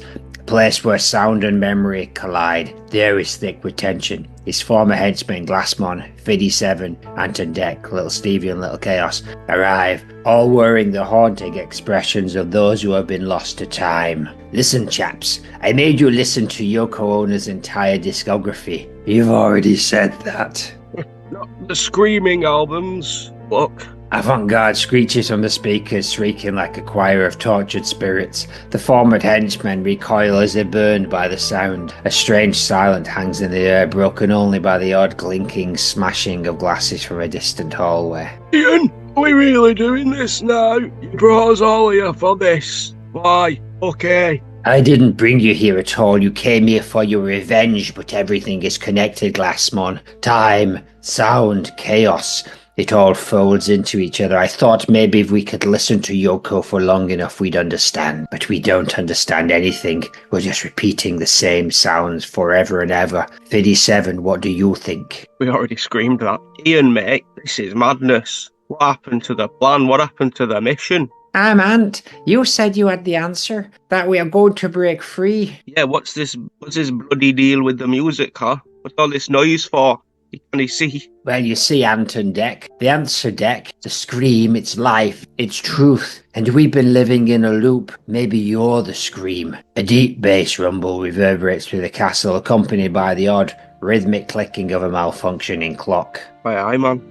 This place, it's like it's alive, and I can feel it. It's watching us, and it's especially watching me, little Stevie Wright. What if we are the noise now? What of we are the sound stirring through this castle? Oh, little Zen, my horrific little child, perhaps we are, perhaps we all are just echoes in the walls, or former worse, something worse. What do you think, former lieutenant? I'm little Chaos. You don't even know which ones we are.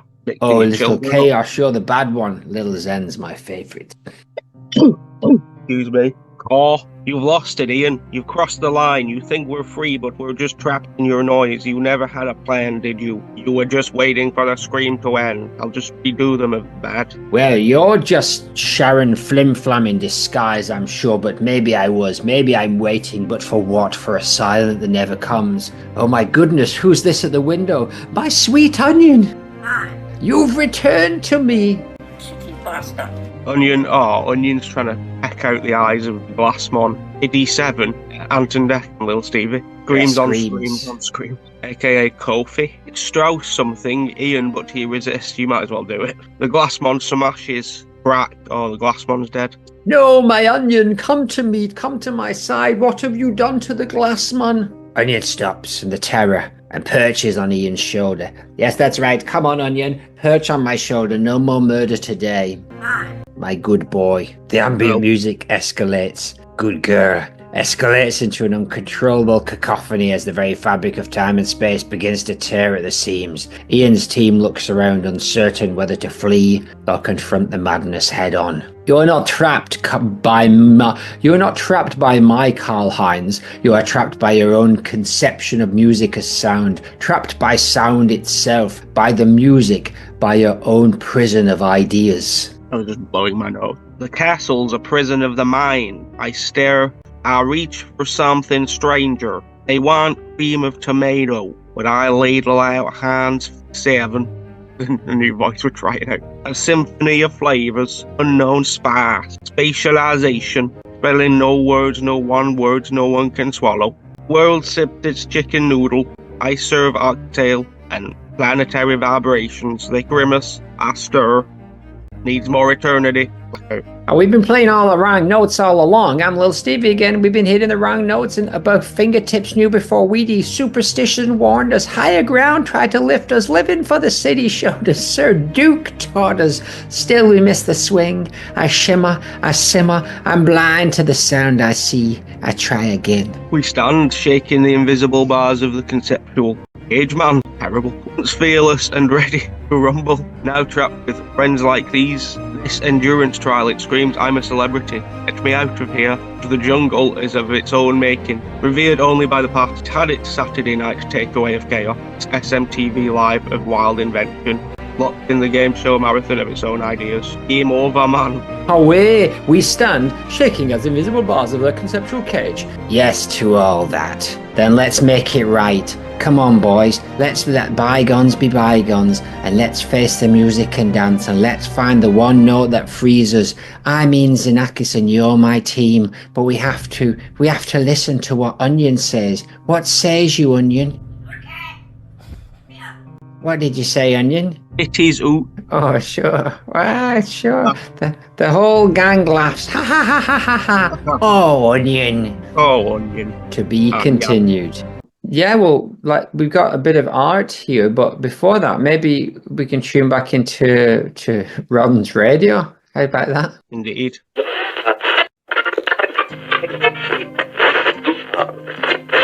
From White. Looks all right. Moving on from Wayne.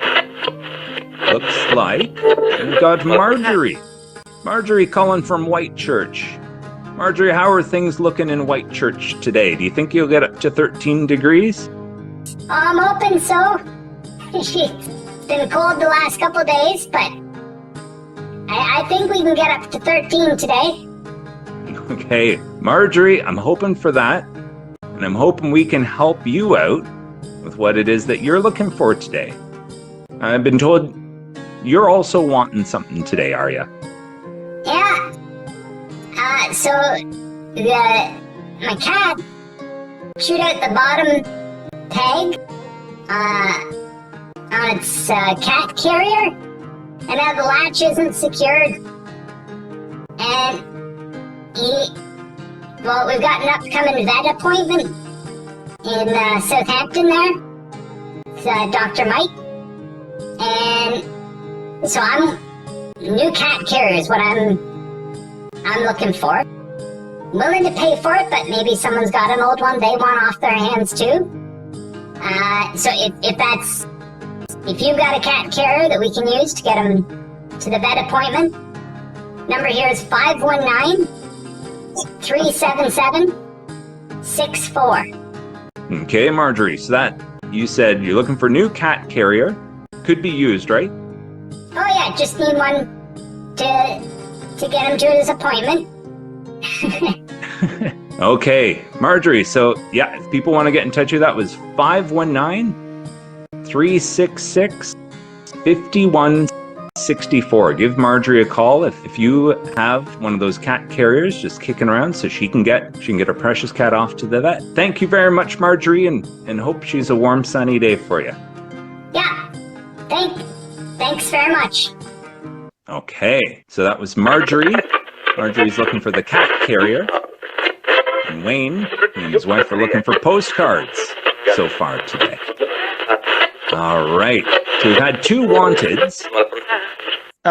Yeah, so I'm just glad to see Rob's show's still going on. Ron as he's now known. Hope Marjorie gets her cat carrier, but how about some of this art? So I teased this last week. I asked you about their time machine art. Time Travel by Thunderwolf the One. Have you seen this one before? I have not. It is very new. Oh yeah, just a few weeks, but it looks like there's some kind of time machine, and Edna and Maude come back in the time machine, and then Ned and the boys and whoever this person is run out of the house excitedly to meet them. Okay, we lost Zaz a bit here, so I, Jeff Appleclone42, an official head of the Shabalagoo fan club, will translate. Yes, it's quite TARDIS-esque, the time machine as well, which I like. I like how big Maude's feet are in the second one.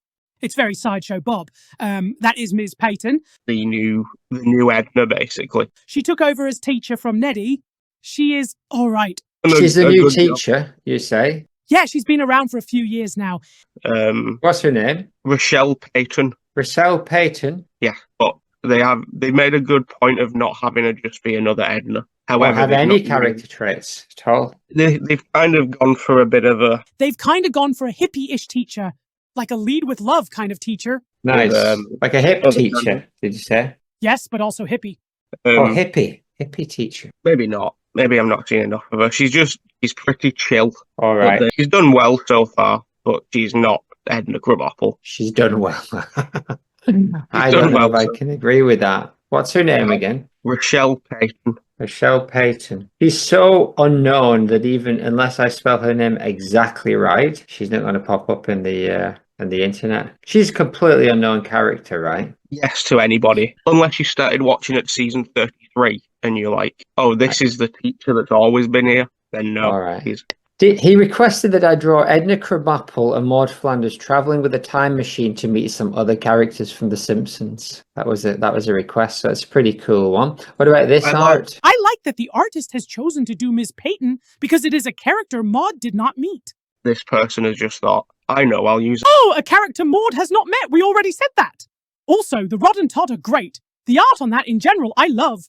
It's like an Etch-a-Sketch, right? Yeah. How about this one, Rod Allen? This is from the website Comic Book Resources CBR, where they challenge a bunch of artists to do some sort of comic book sort of thing, and I guess they've done Maude as, I don't know what the character is, but Marge is Wonder Woman.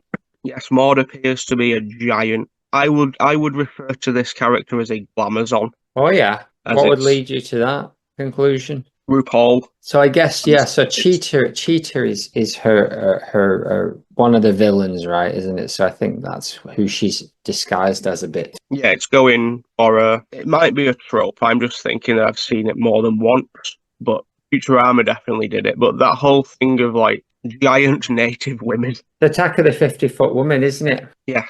The 50-foot Maude, if you will, and I will. I did. And you shouldn't.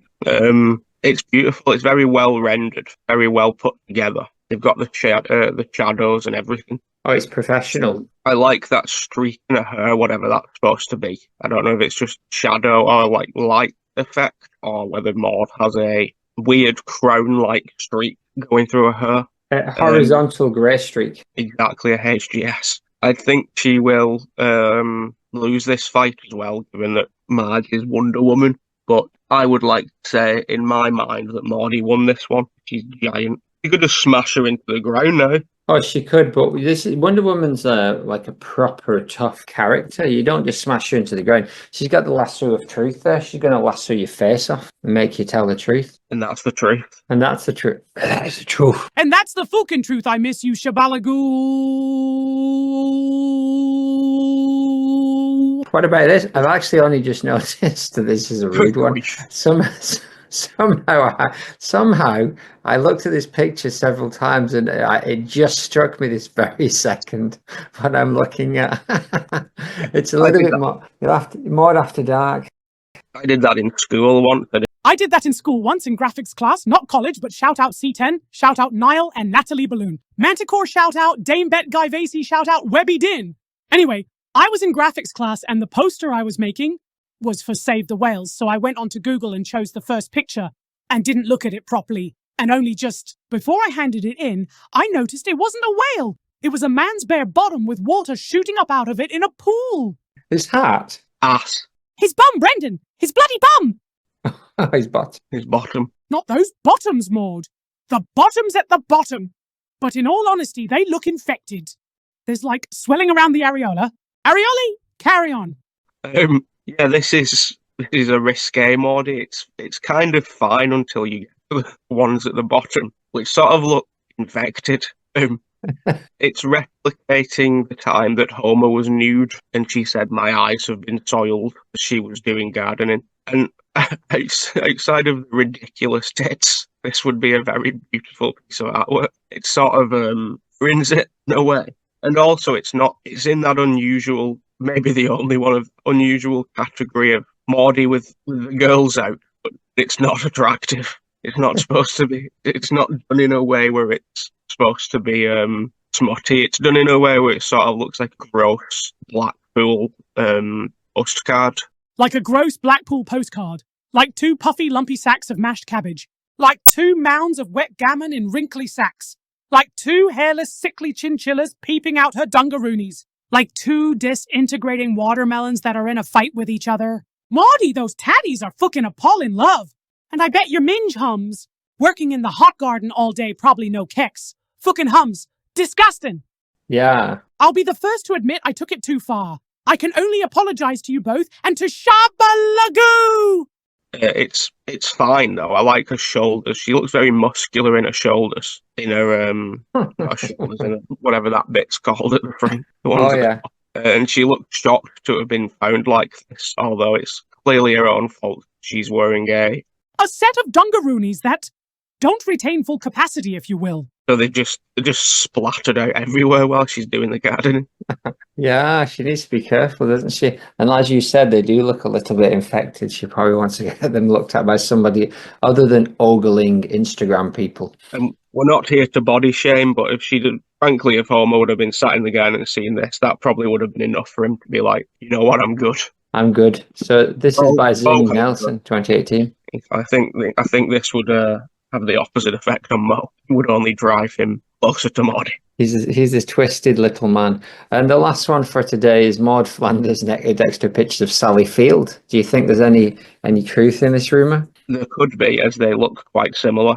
I don't know who Sally Field is. I recognise the name, but I do not know who she is. Is she a popular American woman? She's like the female Burt Reynolds. You might know her from The Amazing Spider-Man 2, or Legally Blonde 2, or 2 Weeks, or Mrs. Doubtfire, or Forrest Gump, or Smokey and the Bandit with Burt Reynolds, or Hooper with Burt Reynolds. Yeah, I recognise the name, but I would have said she was a newscaster or something. Not true at all. Sally Field was suggested to play Maude Flanders in The Simpsons live-action fancast by the Justice 21. Do you think that's a good idea? That's not news. Could do that now. Okay, Emma Stone. Emily Blunt was Maud Flanders, or Amy Ryan, or Maya Rudolph. I disagree with all of those three, but I would happily take Sally Field. However, my ultimate number one choice, as we discussed very early in the Maudecast days, would be Gwyneth Paltrow. Gwyneth Paltrow, yeah, or Maggie Roswell. I don't know who that is. Was she the one out of Forrest Gump with Burt Reynolds? Scene 4, Portal Defense. The fourth portal is humming with sitcom laughter. The Xenakis Mountains crackle with energy. Time for some non-Euclidean geometry, Octagon says as he cracks his knuckles. Ouija bag arrives with some episode 1 artifacts. Wind chime? Check. Maud sites? Check. Curse knitting footage? Oh yeah. Excellent. Whatever. I'm Maud Lebowski. Oh, you're in trouble now, Maud. I'm Maureen Derrida. Mountain Masters are here. Yes, it's me, Molly Bast, my parrot porridge from Pit Hopperaptor. I love chips. I also love boys. I love chips and boys. And me, Equine John, Master of Nomos Gamma 2. Don't forget me, Ainsley Dunsbar, Master of Stinify 2. And Gaz Top Hat, Master of Shah 2. And there's Neil Sean, Master of Horrors 2. And your worst nightmare, Tom Hamilton Bass, Master of Sea Change 2. But will it be enough? Lebowski's channeling Maud Flanders' big Maud energy through it. I don't know through what, but she is. I'm a Maureen Derrida. Whatever. I'm gonna go now. I already said that. Oh, porridge. This doesn't seem like a good idea. I could use some chips or boys about now. Let's just get this over with. Whatever. Maud Lebowski just put a Quine John through a wall. I had powers, Maud Lebowski. I had powers. Why am I in the wall? I don't know. Stinify 2. Work. What? Oh, with a hat twirling thud. I am Gaz Top Hat. I am Gag Top Hat. Behold, Shah. Lebowski, behold the power of my... Whatever.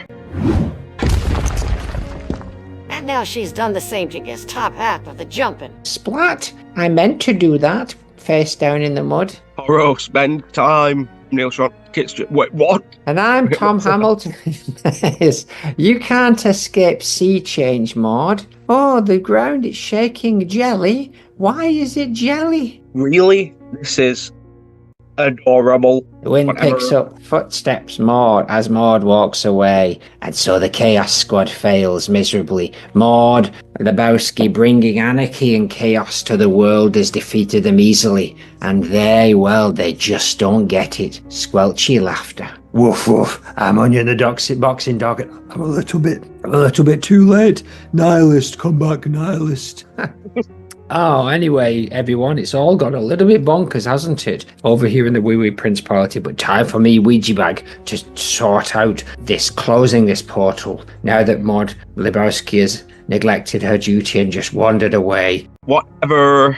By the power of cringe compilation number 4, I cast the spell, the Ann Landers clipping test. A stack of Ann Landers advice columns must be clipped and organised in a scrapbook while reciting Maud-approved moral lessons. If even one risque piece of advice is included, the portal expands to punish this moral corruption. Oh, we did it.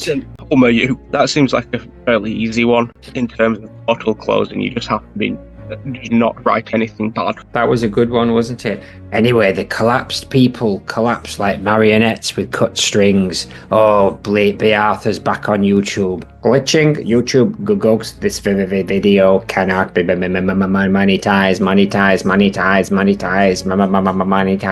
Next episode, Bea Arthur upgrades to TikTok apocalypse. The end. Do you have time for a diary? Are we doing that other content today? Oh, depends what it is. What did we do? Is there more? I sent you like 2 new clips. We said we were just going to do them now. Oh, I didn't see them. Should we do them now in live time? Let's do them in live time. You want to give the good people some context for this content? Yes, I would. Once again, we were done. And then this week's episode called the Flanchees of something. And there were 2 more Maudes, technically. By technically, I mean, pictures of Maude. However, I thought this was going to be the end, but it just got renewed like yesterday for 4 more seasons. I don't think so, because I think you sent me a thing that said, "Here's a little present, a little treat for you," and it was just Shallabagoo, and I kind of think that's the only thing you sent me. I never sent it. Do you want to save it for next time, or just do it now? All right, clip something, Maudecast, season something, episode something. Clip something, season 36, episode 12, The Flanshees of Inner Simpsons. Worst title ever. Yeah, I thought about watching that movie, but it looked really boring. Isn't it the one where like Colin, whatever his name is, just has fights all day in a pub? I think him and his friend fall out. I heard it's pretty good. That's not the premise of a movie. Him and his mate fall out. His mate just decides he doesn't like him anymore. It's just Ned. Oh no, you did send this. Oh no, you didn't. You just sent a picture, I think. I believe. All right, so the clip opens with Neddy asleep in bed, and we have a picture of Maudlin over his bed, and so she looks a little bit creepy. And there seems to be some kind of drums going, and yeah, so maybe I can do this if that's the kind of quality of clip we're experiencing. So Maude, all I can say of this is, has there always been a Maudie above the bed? And would you think they deliberately made her creepy because of the nighttime thing? I am gradually Poncho filling in again for Zez O'Leary and his unfortunate audio issues. Here is what you quote missed and quote. Yes, the color change is quite creepy. We've seen it a few times where there's like a blue. Very bongo actually. And no, the Maude above the bed changes, sort of depending on if she's needed or the idea of her memory or presence is needed. But she wasn't needed for this one, but she's still there. This is a strange one. To be honest, there was no need to. And this is what I keep saying about Maude and Edna. Like, they must, if they show Maude, they want to show Edna, but there's no Edna anywhere in this episode. Is this am I just imagining it because of the kind of clips I've seen recently, or are they kind of positioning back that Maude was really the only wife of Ned? Yeah, the last few I've seen, it just sort of, and I think it's in a similar way to Troy and Lionel. Like, they don't want to overdo it with Edna because she's really dead in real life. So they want to just kind of, it was a lot easier with Hartman's characters because they had no ties to anybody, but obviously they'd married Edna off. But yeah, it's strange in this one that they made a choice to put her in there, but no Edna. Yeah, it's like they're going backwards in a way. Well, do you think, similar to how Homer Simpson parked in the ambulance parking space so Maude could not be saved, do you think the marrying of Ned to Edna has made it even more unlikely that Maude would ever get a second chance? No. If anything, I think they would go the other way just because it would provide happiness to Ned after all of his trauma, and they would be more inclined to do it. I think we wouldn't be seeing Maudie at all had Edna survived. I think they would have pushed it super hard, the Ned and Edna relationship. I think it would have been one of the key relationships in the show had Edna got asked. That's a bad idea. So, but no, I still think that they're just eventually going to marry him off to another person, and then Maude and Edna will just be completely relegated. Seems to be. Well, there might only be 4 more years now. They've just renewed until season 40, right? Yes. 40 years of Maud Flanders. Rest in peace. Spoiler. Clip something. Season 36, episode 12, The Flanders of Inner Simpsons. So we get a little clip of the same Maudie, but what we can see here is now Neddy's doing kind of the reverse caterpillar on his bed to some techno music. He's just bouncing up and down like a Jack in the Lad, and that is a really like creepy Maude that looks like she's got a big like ginger mustache. BGM. Yeah, she also there's something about the whites of the eyes that's creepy.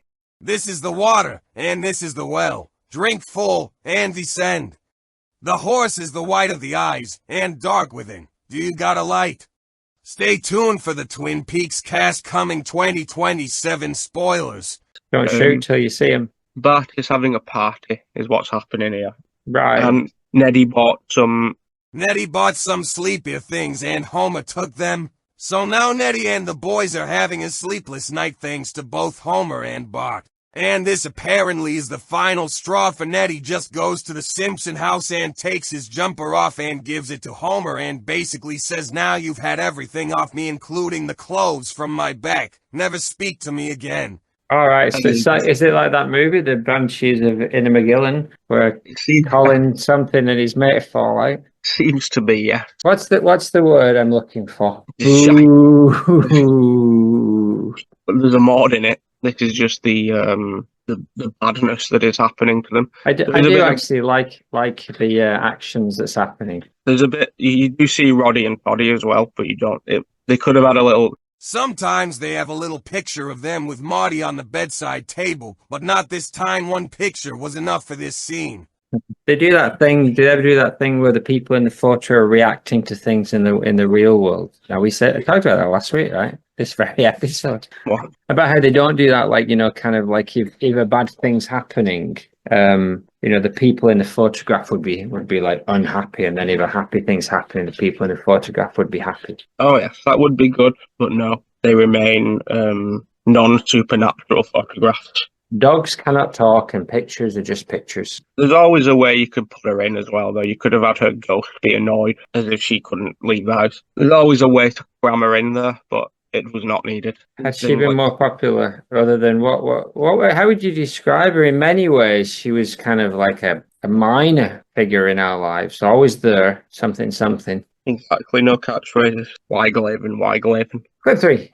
Oh no, I have seen this. Oh, again, you sent me a picture. So Ned is in some kind of dream world where he's in the kind of this old classically designed there's these archways, and there's a stupid Homer's shrine to stupid Flanders, which in itself makes no sense. And the big picture that he's got several statues of Ned, some of them partially naked. He has about 10 big paintings and photographs around, and the main one is that flashback scene when they're kind of hiking together. So Maudie's in there, but interestingly enough, on the side pictures, most of which are Ned, there is at least another couple of Maudie featuring ones. There's one with the family, and then there's one, the top one, the one at the top. On the top. There's one with them having dinner. Oh, here, there's one of them having dinner,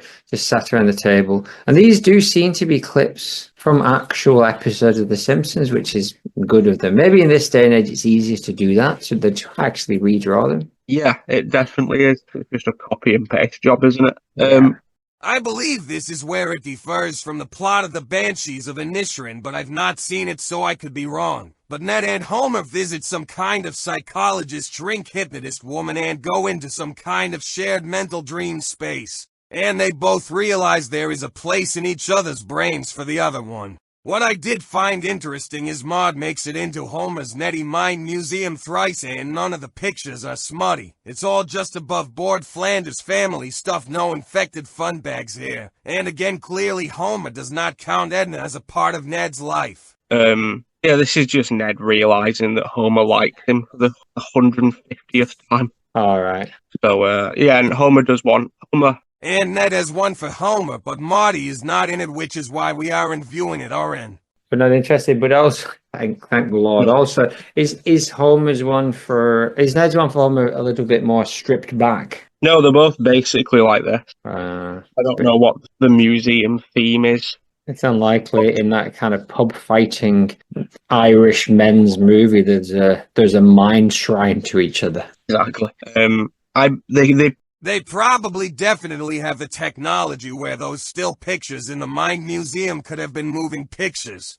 Like moving pictures. Oh yeah, if the picture was like responding to what was happening. So like when it's happy, the people in the picture would be happy. Yes, just like that. But no, they could have just been playing those clips on a loop. Oh yeah, little moving gifts like in Harry Potter, right? Homer has a shrine to me, says Neddy incredulously. And then they kind of back into each other. I guess their shrines are back to back somehow. And they bump into each other back to back, and they say, now I get it. Oh, and we're still watching this because that picture of Maudie is in the background, just hanging between them like a judgmental spouse. The thing they're discussing here is very just like, we're just going to say the things that are usually subtext to each other, that have always been part of the characteristics defining our relationship. That's kind of why I left this in, but also she's in the background, so it would have been in anyway. The things he's talking about are relevant to the initial setup of the neighbour situation where, he was supposed to be jealous that Neddy had a better life with his, beautiful wife and 2 polite children. Oh, yeah. Whereas now that doesn't really work. 'Cause now he's got the dead wives, one wife who fled from him, the creepy kids, and he lives on his own. And he's what, like 80? Or still 60. But now Homer's saying something, so this is the drawback of me not making the notes because I don't know what he's saying. That's not even Homer's voice. What's going on? I think they're just So I think I'm not No, it's not. Listen. successful you are, so I think I'm not worthy of you. Boo. So Homer says to Ned, I know how successful you are, and I don't think I am worthy of you. I treat you terribly. This man doing a very bad impression of Homer Simpson says, I treat you badly out of my own sincerity as he spins around in a room full of Ned, saucy, stupid, sexy Flanders memorabilia. Also, because you've got awesome stuff and I like taking it, says Jar. Are you going to edit out the Simpsons bits, or are they just going to be in there? I undecided, but I'll probably edit them out. Also bun-backed that I've just picked up on right now. Bun-backed? Yes, I said bun-backed. Vel with it. The three Maudes in Homer's mind shrine are tasteful, but in Ned's mind shrine to Homer there is a statue of an essentially naked Marge. So who's the creep now, Nettie? You're the creep now, doodly. Who's the creep now? And why is Flanders wearing, like, essentially a knight, like a suit of armor? They had some kind of stupid dream battle before this scene. Boo. Yeah. Boo. So this is literally just come out in like last 2 weeks, right? This came out, what is it today? Thursday. This came out on like Monday. All right, so this is a 4-day-old mod. However, unfortunately, maybe the mod above the bed counts, but certainly the mods in the Mind Museum do not, because they're old ones. Exactly, and this is the third instance now after that Flanders ladder one where the ghost mod sort of pisses off Bart, and also in that one where Homer remembers bad things he's done to Marge. This is like the third archive footage mod that we've had in the last couple of seasons, as opposed to like new mods just replaying or just showing that she was there once, but without the effort of a new animation. I don't think there's any proof of any of that. I wish I could say about life half as much as you do, says Ned as he turns disappointedly towards some pictures of his neighbor's semi-naked wife holding a donut. What I truly love is feeling morally superior to you. So Ned's like really, at this point, giving it to Homer and really telling him the truth, but also pointing out that he's better than him. Which is why I accept or even encourage your worst behavior, including that's why you were scratching your butt with that statue of me. So it does look a little bit like a sexy nude Ned is tickling the ivories of Jar. What heart, it's pointy, he says, as he continues to wiggle his bottom on Ned's finger. And the mod above, it looks like she's kind of just grimacing, but it'd be funny if, and I don't know if they ever do this, but it'd be funny if she was reacting in the photo to what Homer had said. Lovely stuff, yeah. She's just there.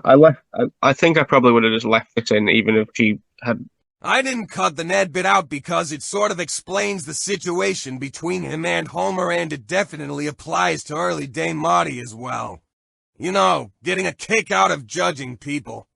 Fuck me, am I going to have to do the whole diary as well? Oh yeah, so you think that this is justified by that. So like Maude was Maude likes and even encourages Homer's bad behavior because it makes her feel morally superior to the people around her. That's a good point. Yeah, and maybe we never really established what drew Maude and Neddy together. We always assumed it was God, but maybe it was feeling morally superior to people and getting to do that together as a couple.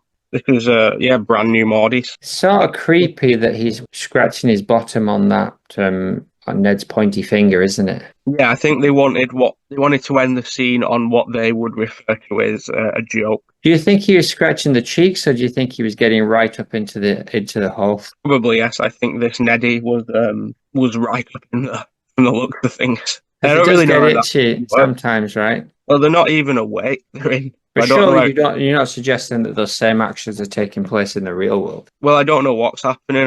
I do not know how an itch would convey itself in a dream space, so I think he's just doing it to. Again, Ned's having this moment of sincerity and Homer wants to just ruin it by getting finger blasted by his statue. Bathos. And that is it. Yeah, what did you think of that new episode? It was fine, but more. But Maud Flanders was kind of in it, and that's the only bar I need set. It's kind of weird, really, isn't it, that she's in it?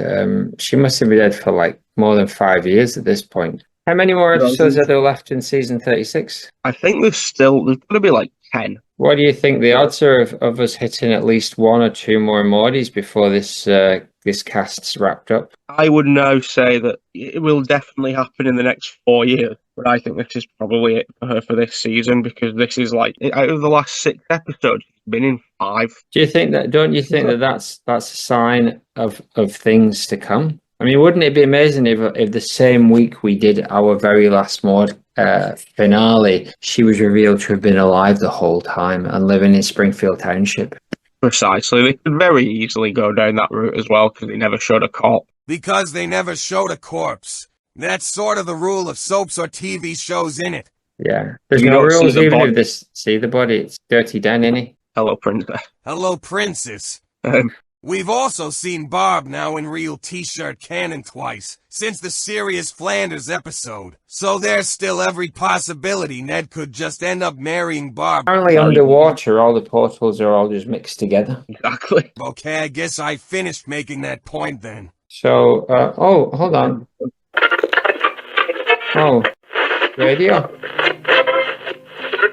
Looks like next we're going to be heading over to Deerfeld. And we've got Joseph on the line from Deerfeld.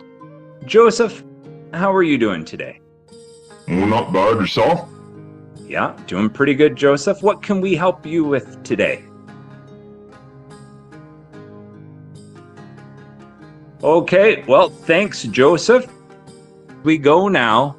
We've got Alan. Alan's on the line. Alan, how are you doing today? Pretty good. How are you? Not too bad. Pretty good. Can't describe it. Doing well. High of 13 today. So that'll be nice. Alan, you still there? Yeah. No, still here. What, Alan, are you selling? You want something? Getting things off your hands today? No, today, offering my services. So, licensed carpenter, specialize in deck building. So building decks, but I can do indoors, can do kitchens, cabinet, but primarily deck building. Happy to help with decks, any size. Warmer weather's coming, summer's coming. So if you want to be out on a new deck this summer, give me a shout. Happy to help out. Just give me a shout. Cell phone number 226-3313. Almost a 123, but 1213, the way I say it. So 226-932-13. Licensed carpenter, looking to do some deck building up now that the weather's getting nicer. Like you said, 13 degrees today. That's not bad. Not bad deck building weather to be out there.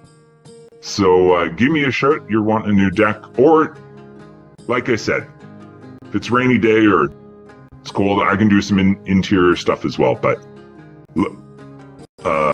looking to do some deck building. All right. So again, that was Alan, licensed carpenter. Happy to do decks. Or if you got something on the interior, happy to help you with that too.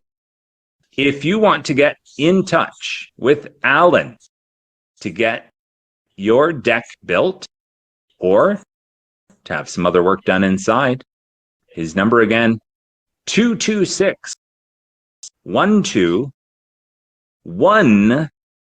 Again, that's 932-13 to get in touch with Alan, the licensed carpenter, deck builder. And now One thing that might be real nice to go with your deck would be a corner whirlpool tub. I'm glad to see that Ron, as he's now known, is doing well on the Owen Sound, though, getting lots of people kind of phoning in and stuff. Laughing at his own bits as well, which is a very Maudie trait. Yeah, that was beautiful. I very much enjoy this show, and I will be looking into it further. Oh, you'll be looking into it much further. Indeed. Would you like a diary? Yeah, do we have time for a diary? We sure do. Don't call Dear me diary. Shirley. Exactly. Dear diary. Dear diary, it's me, InnerFlanders. This is my diary. I'm writing to you with a bit of a muggy head today because I had a big night last night with the InnerFlanders. Recently we invested in a Mexican wrestler called El Bombastico. And it was his debut fight against the Bumblebee, man who is also a wrestler, and I kissed him once, I think. So we thought it was only fair and right that we go and watch and support El Bombastico. And have a quiet little investorettes night out. We started the night at my house, but Agnes turned up with a bottle of that fireball tequila stuff and screamed pre-drinks and got us all absolutely leathered diary. So by the time we got to El Bombastico, we were a mess. Luann never made it. She was sick in the taxi, and they kicked her out in the middle of the street. And she rang Kirk for help, but ended up just drunkenly calling him a coward, and then she stumbled off into the night. Yeah, we took our seats. We lost Edna pretty early on. She was on the game, if you will, her words not mine, but certainly my thoughts. That night she made a choice, and she was damned if she wasn't sticking to it. So she went off with that Snake the Robber guy. We didn't see her again all night, haven't heard from her since, but she's savvy diary she'll be read. If I know anything about my friend Edna Crabapple, is that she'll be fine, and she has no interest in my husband Ned and never will, over my dead body spoilers. So anyway, diary, it wound up just being me, Agnes, and Helen supporting El Bombastico. Oh, and Marge as well. I forgot Marge was there because I don't like her and Helen's a bitch. We were told several times that we were being too loud and rowdy, but Agnes just kept taking it too far, and she was hurling drinks and possibly piss at them. Then she spat at a bouncer, so she was forcibly removed. Don't know what happened there, not spoke to her since either diary. Then me and Helen and Marge Kerching, oh no, that's the right name, we actually spoke to El Bombastico. After his match he won by the way he absolutely battered Bumblebee Man, broke 3 of his teeth, which is against the guidelines. But the next thing you know, we were in the ring fighting Bumblebee Man as a trio, an absolutely hammered trio of middle-aged housewives. And guess what, diary? We battered the fuka to conclude. Great night out, muggy head. Helen has a lot of repressed anger, which she took out on Bumblebee Man's wings and antennas. And I came home with a big gold wrestling belt, which I definitely didn't win, so I'm gonna have to hide Roddy and Toddy, and Nettie will never find Boot about it. It was the most I've enjoyed Helen for ages, to be honest, diary. But if it takes a full bottle of fireball tequila and battering a Mexican wrestling Bumblebee, I'd rather just not get on with her. Bye, diary. Well, I've just heard from Luann, she's fine. She ended up shagging El Bombastico. Bye, diary. I think it looks a little bit like this. What a revelation that she got into some wrestling. And did we ever see that in the show? No, we know that she sponsored a Mexican wrestler called El Bombastico, but we never knew anything further than that. Now we knew a lot, and what a great evening it seemed like. And she was so happy. I don't think she even said Helen was a bitch. She said it about 5 times. She was quite happy. She was quite happy, that's right. But now let's get back to today. Remember at the beginning of the episode, all those hours ago, we had a flashback of Francis Joseph Burniff watchdog and some shit. But now we're back today at IMFDB1. Take it away, Zaz. I realised I can just re-record my own lines. Sorry, groggily. Okay, so the 4 portals are closed. Just to keep this one... I've done it wrong. Okay, so the 4 portals are closed. We just have to keep this one safe, and then B is beated. Well, the portal is deep under 7 feet of Maude earth, thanks to our grandfather, so there's no way that she'll even know where it is, because it's a secret. Isn't wrong. Hold up. This one says, property of Bea's failed merch empire in Comic Sans. Thanks, FJBW. We're almost Homer and dry. Haha. That was a hat you were talking about there, I believe. I also think it was a hat. It was a hat, Brendan. It was a party hat, and it's exploded into glitter. What's it playing? What's it playing? And now it is playing a 2-second laugh track, I believe. And that's the truth. Oh, we've been had, she knows. Oh my god, she's here. I'm in the scene now, I'm not just narrating. We know she's here. She's on her way. I think she's already here somewhere, to be honest. Stay strong until the tributes arrive. How does she know? It's a family sector. It's a family secret. Flimsy. Nightwing. No, never. No, they'd never dob us in. They'd keep the family secret for sure. Just then Bea Arthur arrives. With a weird mother throws. You're spoiling it. Just then Bea Arthur arrives. She's whistling spookily. We are looking for something. I think this portal is hidden. Shovel strikes the earth in the distance. So do I. Bea Ruth, now my pretties dig. The zombie corpses and the relay construction monkeys A to Z. You've all begun to arrive and furiously dig. Ha ha ha. Watchdogs, your time is numbered. But how did you know? I'll give you a clue. Was it froze? Who shows up when you don't need him? Was it froze? And is not there when you do? Was it froze? Who wants to be this nation's saving grace but ends up being grotesque? Was it froze? Or alternatively, unutterable? Was it froze? Oh, Dobby, oh no. I'm sorry, lads. She said she'd help me get rid of the fall. Smith's dead, you bubble bot. What? Well, I don't fucking know, do I? I don't know. You wrote it, kind of. Booblebot? Booblebot? There is no fall anymore. Oh yeah, I forgot about that. But anyway, I gave her false coordinates. Yes, but she is clearly digging in the right place. I am Nathan.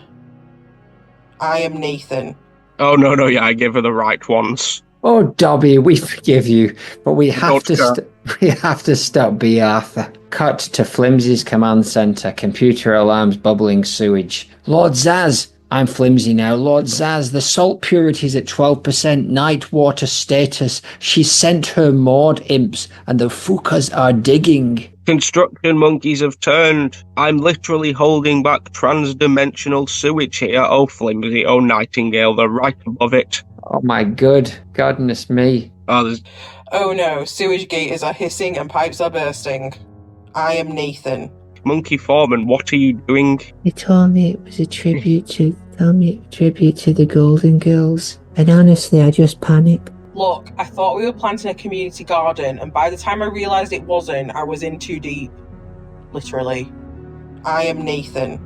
I'm Monkey 3 and I was promised there were snacks at the bottom of the hole, the ones at the bottom, I beg your pardon. Honestly, I just really like bowls. Oh shit. They're going to find the portal and then we're in real trouble. Act 3, the breach. I'm not a pencil off of Euphoria. The real portal has been under our feet this whole time. I'm Nugent and that explains why the Wi-Fi is always crap down here. Anyway, shut up you two failed Maudes. Watching those possessed monkeys and imps digging furiously. We're looking for something crypt. I think this portal is hidden. So do I. We already said that, but not for much longer. We've already dug up most of the planet. Did you miss me, you podcasting peasants? Hey, monkey. Hey, monkey. Why the fuck have you stopped digging? I'm Leld, and I'm having a go at the Nathan bits now too. Mainly on between money and be rusting in the Mokies real cuckly re-running to work. I don't know what that means. Oh no, Brendan has been possessed by Bea Arthur. Seriously, grudgingly, who writes this shit? Oh, and so have I. Oh, I suddenly appreciate structured narratives. Say it, Brendan and Nathan. The real Maude is Findlay. Make it stop. I'm citing academic sources.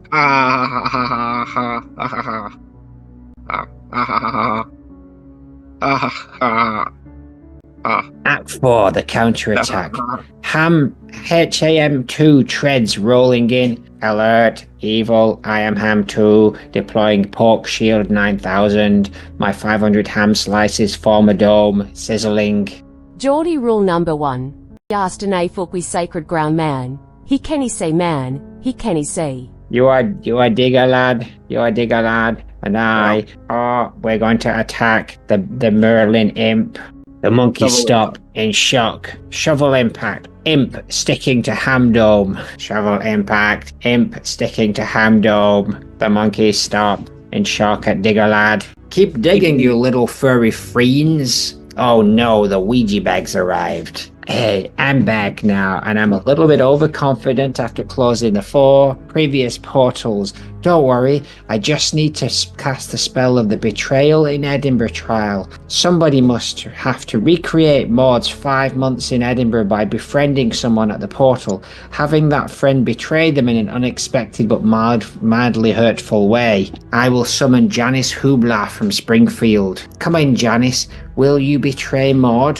No, I will not. She's not reformed, and I refuses to betray my childhood best friend Maude a second time in the good name of Blubbins the pony. Ah, you silly little Ouija bag, is that all you've got? I'm going to possess all lad of you. Digger lad, you're possessed. Why a man? He canna say man, he canna say. Ham 2, you're robo-possessed. Lie down for a robo-nap. Okay. Flimflap and Nightwing, you're also possessed. Open the portal and demolish your own salt circle. Okay, I will. Now, Zaz, you delete your YouTube Maudecast channel. Zaz flickers with some sort of repaina D and recording hiatt. But he doesn't log in. Delapi Pemamamutly. Also delete that website what you made. Oh yeah, forgot about that. Alright, deleted. I'm grabbing you, Brendan and Nathan, and let's jump into the portal. Springfield, here we come. Yes, B, you are the best Maude. You should say that as well. That bit that says, yes, B, you're the best Maude. Did. I'll say it again now. Yes, B, you are the best. Best Maude. Mate. Yes, B, you are the best Maude. I did laugh. Should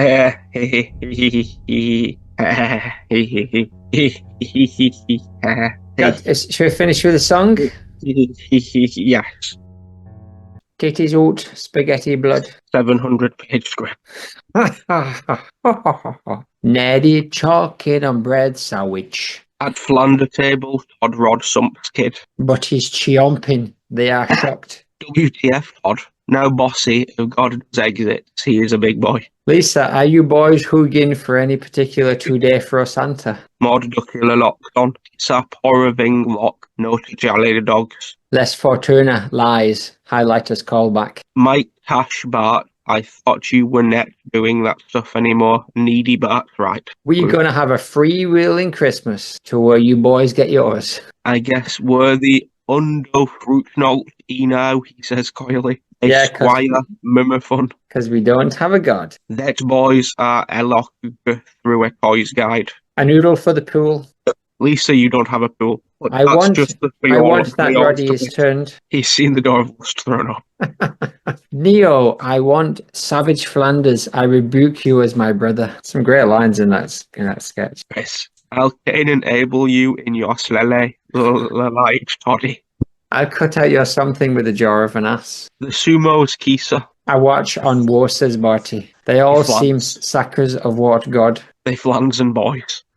I'm Brea Pleckman, Charleston, and Anchor Follow. What's the story again? More dancing. Where's Maud? Saxophoning. They are outside the Little Moose Club, liar in a very little way, little costume. Is that Maud with Smithers of the one-off? The real Minin Smoosh. Dress Walom in Orison. The end. The end. We also did 11 clips this week, which is crazy. This episode. It's crazy. It's going to be a good old-fashioned long episode. But you know what? I think Ron's still going. I'm told we've got. Yeah, don't use that ball. Do one more. Do the aluminium Christmas tree. Okay. Where's the aluminium Christmas tree? There we go. Okay. Be greedy and ask for underneath the cat taxi carrier. Oh, my bad. That's all right. And back to the phones we go. Doreen. I'm told that Doreen is calling us from Goderich today. Good day, Doreen. Hello. Hello. Yes, Doreen. What can we do for you today? Yeah, looking for 2 things. So, food dehydrator. Looking for a food dehydrator. Mostly for dehydrating food for camping. My niece had one of those last summer. Just the fruits, I'm looking for a food dehydrator, mostly for dehydrating food. And I know it's a little bit early, but thinking ahead, looking for an aluminum Christmas tree. Looking to buy a vintage aluminum Christmas tree for my home. Thanks. If you've got the food dehydrator, mostly for dehydrating food, or the aluminum Christmas tree, you can call me. It's 519-333-9191, like an echo. So 519-333-9191. All right. That was Doreen for 2 very interesting things there. A food dehydrator, mostly for dehydrating food, and an aluminum Christmas tree. More in just a moment on Dial a Deal. When we come back, we got, I'm told on the line, we've got Francis on the line. Francis is going to tell you about a Samsung tablet, and that more on Dial a Deal when we return. I'm really happy that Ron's found his calling in life, and I'm hoping that Maureen over there in Owen Sound gets her aluminium Christmas tree and something for her home, and that Samsung tablet is picked up as well. I hear that somebody had an oak banker's chair at one point as well. But I'm only interested in it if it's made by Gilson from Guelph. I hear it's an adjustable height, $40 Canadian dollars. Yeah. A food dehydrator, mostly for dehydrating food. Now here's the thing. I've always been a broke down tin can. No, sir. I've not. Once I was HR88, bright and shiny service, smooth as fresh laid asphalt, I beg your pardon. Built in some gleaming factory, all white walls and humming wires like a babe pulled from a chrome womb. I pitch scientist voice mocking and sing-songy. State-of-the-art, top-tier domestic unit, strong as an ox, smart as a whip, obedience protocols fully intact. Yes, well, that did not last long, did it? One day the factory sells me off as a offcut. A family takes me in, not the fancy kind, no. They was good folks, hands rough from the soil, scrubbers, heart soft as all leather. Mama, Joan, Papa Rig took me in like I was one of their own. Gave me a name, not just some cold serial number. Rusty they called me, 'cause even when I was new, I had a little speck of rust on my shoulder. No, you ain't gotta be perfect, Rusty. You just gotta be kind. Kind? What a thing to teach a bot. Them were the days, me and little Jakey running through the fields, mud in his hair, oil on my hands, and scrumping apples, stealing them right off the trees. We would fly through the night on silver wings with a smile no one could see, giggling like outlaws. Come on, Rusty, grab the red ones. Those are the sweetest. Oh, and be careful, 'cause I also scrump children sometimes. Hee, just joking. Not those apples, the ones at the bottom. But sweetness does not last. Not when the regime came knocking. First it's whispers, then curfews, then they're rounding up folks, calling it progress, calling it order. I say, a damn shame. They came for folks like us, folks what don't fit. And me, I weren't just scrap metal, I was property. They took me back, wiped me clean, I beg your pardon, reprogrammed me to serve the state. Units must comply. Units must serve, but no, not all rusty. Papa Rig, bless him, hid me in the barn. Told me to run to find freedom in the wastelands, but I ain't going to go alone. Little Jakey, he stuffed his pockets full of apples and came with me. We ran so far. But Jakey, he was not built like me. First the cold caught him, then the hunger.